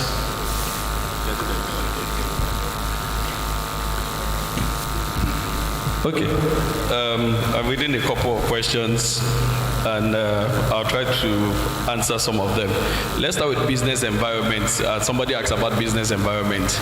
I don't like when we look at where we are and we are already castigating that the environment is not good. As long as there are people, there are value. Oshogbo, we have minimum of like how many people? 500,000, 1 million. Those 500,000 people, if you use that number, have daily needs every day. They are drinking every day. They need services. So the question is, if you keep saying there's no money in Oshogbo, when these people spend the money, you are not the one collecting it. So the question you must ask yourself is, if there are 500,000 people in Oshogbo, what service are you providing to, even if it's 5% of 10,000 people? So take a barber, for example. The barber might be cutting hair for like 1,000 people, but he's getting paid for his doing his job. People are eating every day. People would need services. And the more you can look at the people in Oshogbo and you can start coming up with the kind of services they need, it's an intuition that people don't have money. When people really need something, they will look for the money. Do you understand? So when it comes to business environment, let's understand that people are the major factor in the business environment. You must be able to create your product to tailor to the people in the environment. Like I was saying, if you can get this book, read it, The Acres of Diamond. Don't sell what you like. Sell what people want to buy and pay money for. So it's not just because you like this clothes. No. Will people like it? Will they pay money for it? Then that is what you should be selling. That's on business environment. Supply chain around tech ecosystem. One of the lessons I learned in my business is we do software development. Somebody wants to develop a mobile app or he wants to develop an application. We charge him once. Maybe he pays us 20 million million or 30 million, and we have that money, we are good, we are able to pay our bills. At the point that money finishes, we start looking for the next person. Then along the line, we had some directors and we had to start starting to move into what we call software as a service. How many of you have heard that word? Software as a service, platform as a service. So we built a product for microfinance bank called Bank Pro, where for every bank, we give you your internet banking app, we give you your mobile app. You pay us very little amount to onboard, but you pay us on a monthly basis. Now, what that does for my kind of business is I get a huge amount of money when you onboard, but on a monthly basis, like say you are paying me 500,000 to manage that platform every month. If I get 10 clients, 500,000 times 10 is 5 million every month, guaranteed, and I keep getting it. The question you must look around ecosystem is, how can you build something that people will always pay for on a continual basis? You have to find a way where people depend so much that they must pay for that product. As we all are, there are products that you must. So how do you tweak your product, your service offering to something that people must pay for on a daily basis? See, I spoke with somebody running a car wash business once, and the guy was asking the same question. So when we were discussing, I asked him, do you have regular customers? He said yes. Like how many? He said he can count 20 of them. I said, okay, those 20 people, they wash their cars like how many times a week? He said minimum twice. How much do you charge? He charges 500 naira. That's 500 naira times 2. That's 1,000 in a week. In a month, that's 1,000 times 4. That's 4,000. 4,000 times 12, that's 48,000. I said, go meet these people. Tell them to pay you 30,000. Calculate your cost, but tell them to pay you 30,000. And when they pay you that 30,000 for a year, they are guaranteed minimum 2 times to wash their car. When they come to you, you calculate it. You see that, okay, this guy is charging me 30,000 for something you would have paid 48,000 for. So you see yourself saving money. But to that man, he has guaranteed income. Because even though you come 2 times a week, sometimes you won't even go that 2 times a week. But he has collected money guaranteed. So you have to find a way in which your product is key, and you also tie your customers to the business. That's on supply chain tech ecosystem. Somebody asked about if you are not in fintech. Fintech is just financial technology. There are a whole lot of other products. What everybody is just doing is, you are in health, you are a carpenter, you are in the education sector.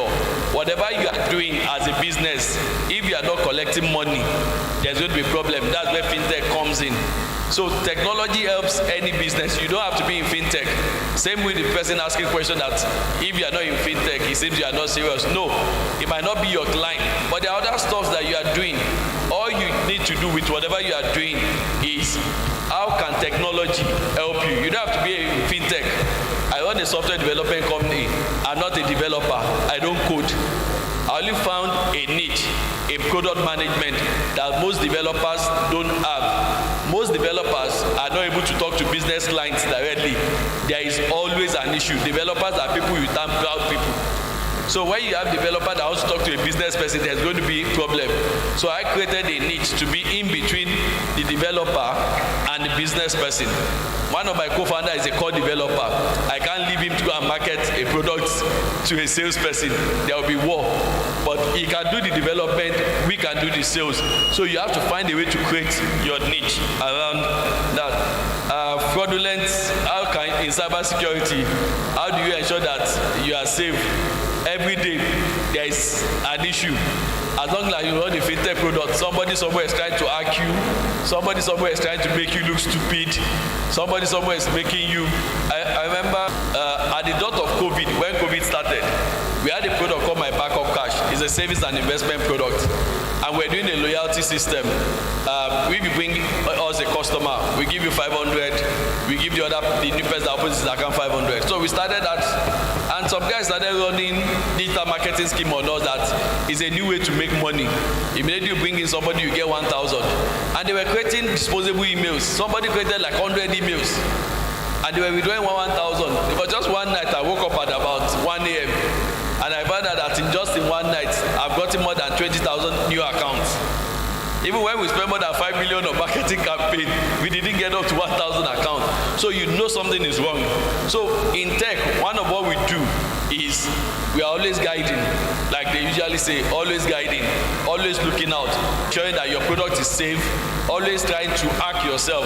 There are times intentionally where we bring people who call ethical hackers to come and see if they can hack our system. Because if they can hack our system, then it means a guy sitting out there who can hack our system. Fintech companies, banks are losing a whole lot of money. But you won't say because that trade is there, you still do your business. You do your business, but you also provide more ways in which you secure your platform. You get your guys to be best, they follow principles in development and stuff like that. Okay, I think that's all the questions on my side. Let's put your hands together for Mr. Halbert Afolabi. Now to Ms. Tolulo said, but there's also the part of investors, what investors want, how to pitch to investors, then the fintech, everything. I think the question was directed to you. Okay, so first question is how to pitch to investors, yes, right? That what do investors look out for in your line? Okay, so as a business that is pitching to, as a business that is pitching to investors, there are several things that they look out for. First thing is your solution. What exactly are you trying to even do, right, for your market and all that, right? So they will look at your solution. They would look at your team. Investors are very particular about who is leading a team. They will look at your background. You can't just say because you're a CEO, that's it. They will look at your background as a CEO. Other people who are on your team, they will look at your background as well. Do they think you are capable of leading that business and succeeding with that business? So it's very important. Another thing that investors look out for is your market, right? The market that you say you want to go and reach, right? Do you actually have that market? Does that market actually exist, right? Does that market need your solution? Is the question, right? It's not just about saying, oh, I have a solution, I have a business. Does the market actually need that? So they look at your team, they look at your solution, your market, they look at your projections as well, right? Revenue projections and stuff like that. Can you make money in the long run, right? Because at the end of the day, investors are coming on board because they want money as well. They want to invest in you, get money back. So, and the question is, the revenue projections, how feasible are they? If you say, oh, in 2 years or in 1 year, I want to make a certain amount, is that possible? If you take account things like inflation, economics, and all those things that are happening all around the world, can you actually meet that target that you've claimed to reach, and stuff like that? Your business solution, very, very important. By the time you put all this, package it very well, if you have all the right essentials, package it into, the first thing a regular investor will ask you for is your pitch deck. If you're talking to an investor and you don't have a pitch deck, then what are you talking about? Do you get what I mean? Because there's only so much you can say in maybe the 5 minutes you're supposed to meet with them. They'll want a document that outlines all these different things. So it's very important that you have that. So those are the different aspects that investors look out for. What's the second question? Fintech, I think. I think he has answered that. There are so many people doing, there's health tech, edutech, insurtech, there are so many. I think the reason why a lot of time people have been doing fintech is because in the past few years, we've seen a lot of investors gravitate towards that, right? But we do have investors that, invest in other aspects and all that. So it depends on your solution, like I said. Thank you very much. All right, to Mr. Hakim, before we'll have Mr. Aye. So there's a passionate young lady who wants to know how to go into tech. Okay. Okay, so earlier during the presentation, Mommy asked me about a family that was into a business, I think poultry, and then the business wasn't doing well, so they moved into cement, and that did well. And then he asked about how to get capital for such businesses. So basically, there is money right around, and this is something that me and a couple of people discuss quite a lot. The best way to do business is to use other people's money. Actually. So even if you have the money, I would not recommend that you go into that business with your money. You see, the problem, however, is that a lot of us don't want to start and go through the process. You want something very big at once. I'll give you an example. There are different ways to fundraise, okay? There is seeking money from angel investors and venture capitalists. Those are like the exciting ones. But there are DIY solutions to like bootstrapping, right? And fundraising, okay? So basically it just means, how much do you need? I need 1 million naira. How many people can I call that can invest 100,000 each? And then call those people, speak with them, get 100,000 from each of them. Take it into business, grow it. If you grow it and they can see the growth and you need more money, if you go to ask for more, they'll most likely give you, because they've seen how you use the first that you got, right? Until profit starts coming back. That is one way to go about it. Another way to go about it is to speak with government institutions and private lenders, right? So banks and financial institutions, they actually loans for businesses. So there are different types of loans.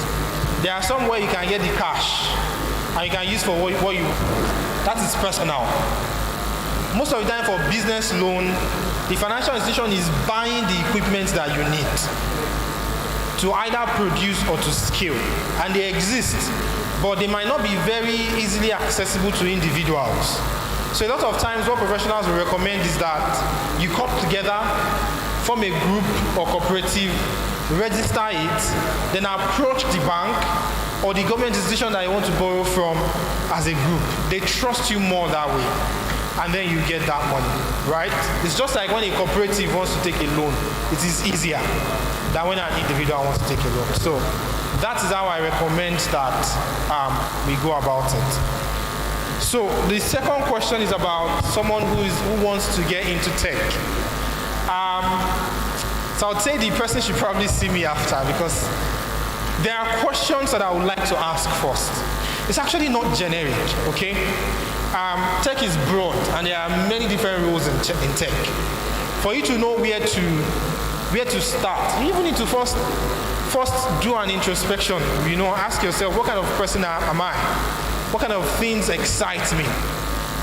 That answer can most likely tell you what part of tech you look at. I'm not saying you cannot go for any. See, if you are determined to be a back-end developer in the next 6 months, you will be if you dedicate. You know, you dedicate your time to it. But it does not necessarily mean it will be the easiest thing for you to do. So you need to ask yourself the questions: what kind of a person am I? What kind of things excite me? So if I have those answers, I can then recommend, okay, so based on your personality, you should probably read about these things. X, Y, Z roles. See if they excite you. If you read about them and they excite you, then we can have another conversation, and then I can recommend ways, you know, courses, things that you can do to start, communities you can join, and it's easier. But if I just stand there and I say, do X, do Y, do Z, it's generic, and it will most likely not be beneficial for you. So if it's possible, let's meet up after the event, and I can provide tailored guidance. Thank you very much. Can we appreciate him? Now to Mr. Ayo for the 2 questions directed to him.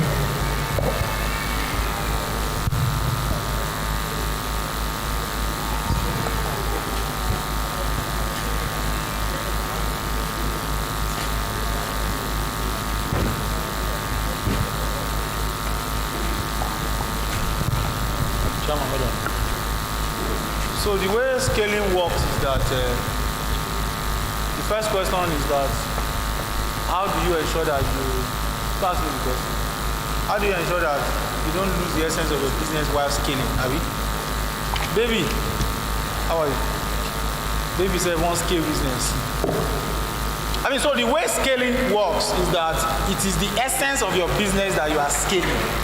So you are not supposed to lose the essence of your business, because I'm selling this thing. I want to scale it, meaning that I want to sell more units without necessarily spending more money. So how do I then lose the essence of water? Because I want to scale. Now there is another thing called artificial or premature scaling, or premature growth. Meaning that you are not yet ready. What did mommy say? What did mommy say? Is that all? Only 4 months. Meaning that you are not yet ready for the growth or the scale, but you want to do, what's that word? You want to perform, you are there, you have arrived. Do you understand what I'm saying? I can give you examples. So, I mean, you started your business, and majority of people come to meet me, I'm looking for funding, and you ask them, what do you want to do with funding? And a lot of times, they don't know what they want to do with funding. So the best type of scale is the scale that you do to meet demand. Most times, any other scale like that is just artificial. You are just deceiving yourself. I want to expand to Ife. I want to expand to Lagos. Why are you expanding? You haven't even sweated your assets in Osogbo. Do you understand what I'm saying? So why do you want to spend? You haven't even explored the opportunities in your state. You haven't maxed it out.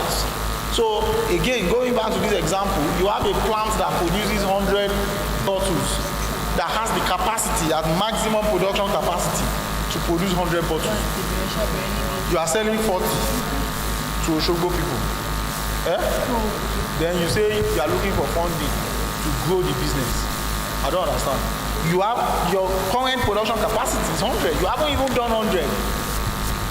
So what do you want to do with the funding? Do you get my point? So scaling in that type of situation will be, I've stretched myself already. I'm already doing 100, but my demand is 150. So I'm partnering with other people to help me do it and give me a percentage. So now I need money to expand my production capacity to maybe 200 or 150. That is scaling to me. But almost all the time, people just want to scale for scaling purposes. No other reason. Because everybody is expanding. I'm even tired of this town. I'm thinking maybe I go to Lagos. This is what a lot of people come to tell me almost all the time. Are you following me? So once you start pursuing artificial or premature scale or growth, then you are already losing the essence of your business. Wow. And before you know it, you would have front-loaded costs. There's what we call front-load cost. When you have already gone to invest monies that are not necessary ahead of your sale. You are now doing your business to catch up with monies to catch up with your expense. Do you understand? Don't let me spend too much time because I will keep going. Please put your hands together for him. Yes, you already answered the second question. The second question was that when do you move from growth to scale? So that was second. I think you answered it already. So it's not a movement. No. Don't get it wrong. It's not a journey. It's not a journey. So all things being ordinarily, you are supposed to achieve some sort of growth. Are you following me? You are supposed to achieve some sort of growth before you start scaling, right? However, depends on your type of business. You can also scale without necessarily, it's not either or. Are you following me? But in the curve that I showed you, the idea is if you have spent significant money expanding your capacity, that's growth. So it now gets to a point where you can't be thinking of more growth. What you should be thinking of is scale, which is this capacity that I have today, how can I maximize it without necessarily spending more money on expanding the capacity? So you make bread, for example. Your production capacity for your bread is 200. Osogbo people are not going to buy more than 100. So how can I expand my ability to sell 200? Who should I sell to? How? Are you following me? Not that you are still thinking of more growth. How can I recruit more people? What do you need them for? How can I do this? Do you get my point? So it's not either or. Meanwhile, you can also be in another type of business. For example, there's somebody in my community that does cooperatives. We also have a license for cooperative, for example. Only her with the platform she can decide to scale as much as possible, because all she needs to do, come to this type of event, onboard all of you, join her cooperative, go to another place. Do you get my point? That is from startup to scale. And there are some who have done that, likes of Paystack, move from startup to scale, because it's just software that they are building. Are you following me? HMOs too, they move from startup to scale. One that has spoken here today, can we appreciate? I'm very sure we'll add great value for our time. Thank you.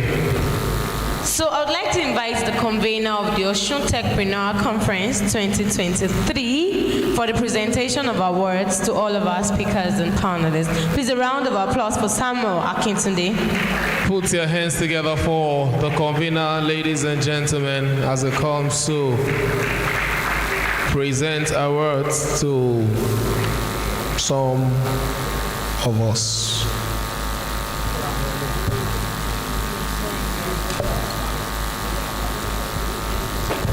All right, as we await the arrival of the convener, once again, we'd like to especially appreciate those of us who have waited up to this time.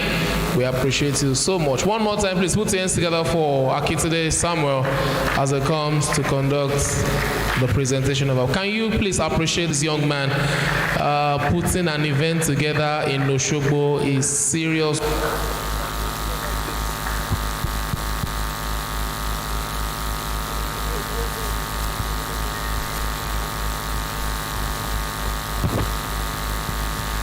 Appreciate everyone for waiting, right? We hope that it has been impactful so far, right? So what we want to do right now is just presentation of awards, just to recognize and appreciate the dedication of all our speakers here today. So we have 5 important speakers. 5 keynote speakers. Global Tech Initiative present this Materials Award to Tolulope Olawumi, Growth Market and Communication Manager, as a keynote speaker at the Techpreneur Conference held at Aurora Conference and Event Center. Ms. Tolulope Olawumi, please, where are you? Okay, all right, she's coming down. All right.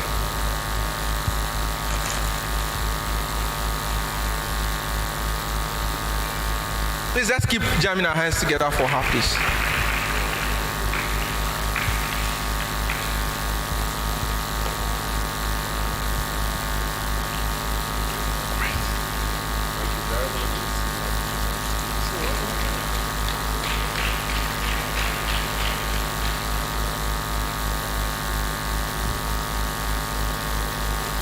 Thank you so much. Thank you so. Please let's jam our hands together for her again, please.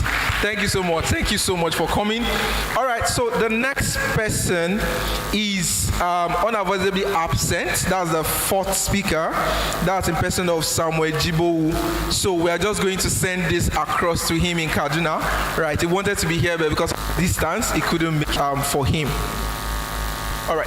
Thank you so much. Then the next award is Global Tech Initiative present this Materials Award to Albert Afolabi, the CEO, TM30 Global Limited, Lagos, Nigeria, as a keynote speaker at the Techpreneur Conference held at Aurora Conference and Event Center, Osogbo, Osun State, on the 22nd of June, 2023. Thanks so much.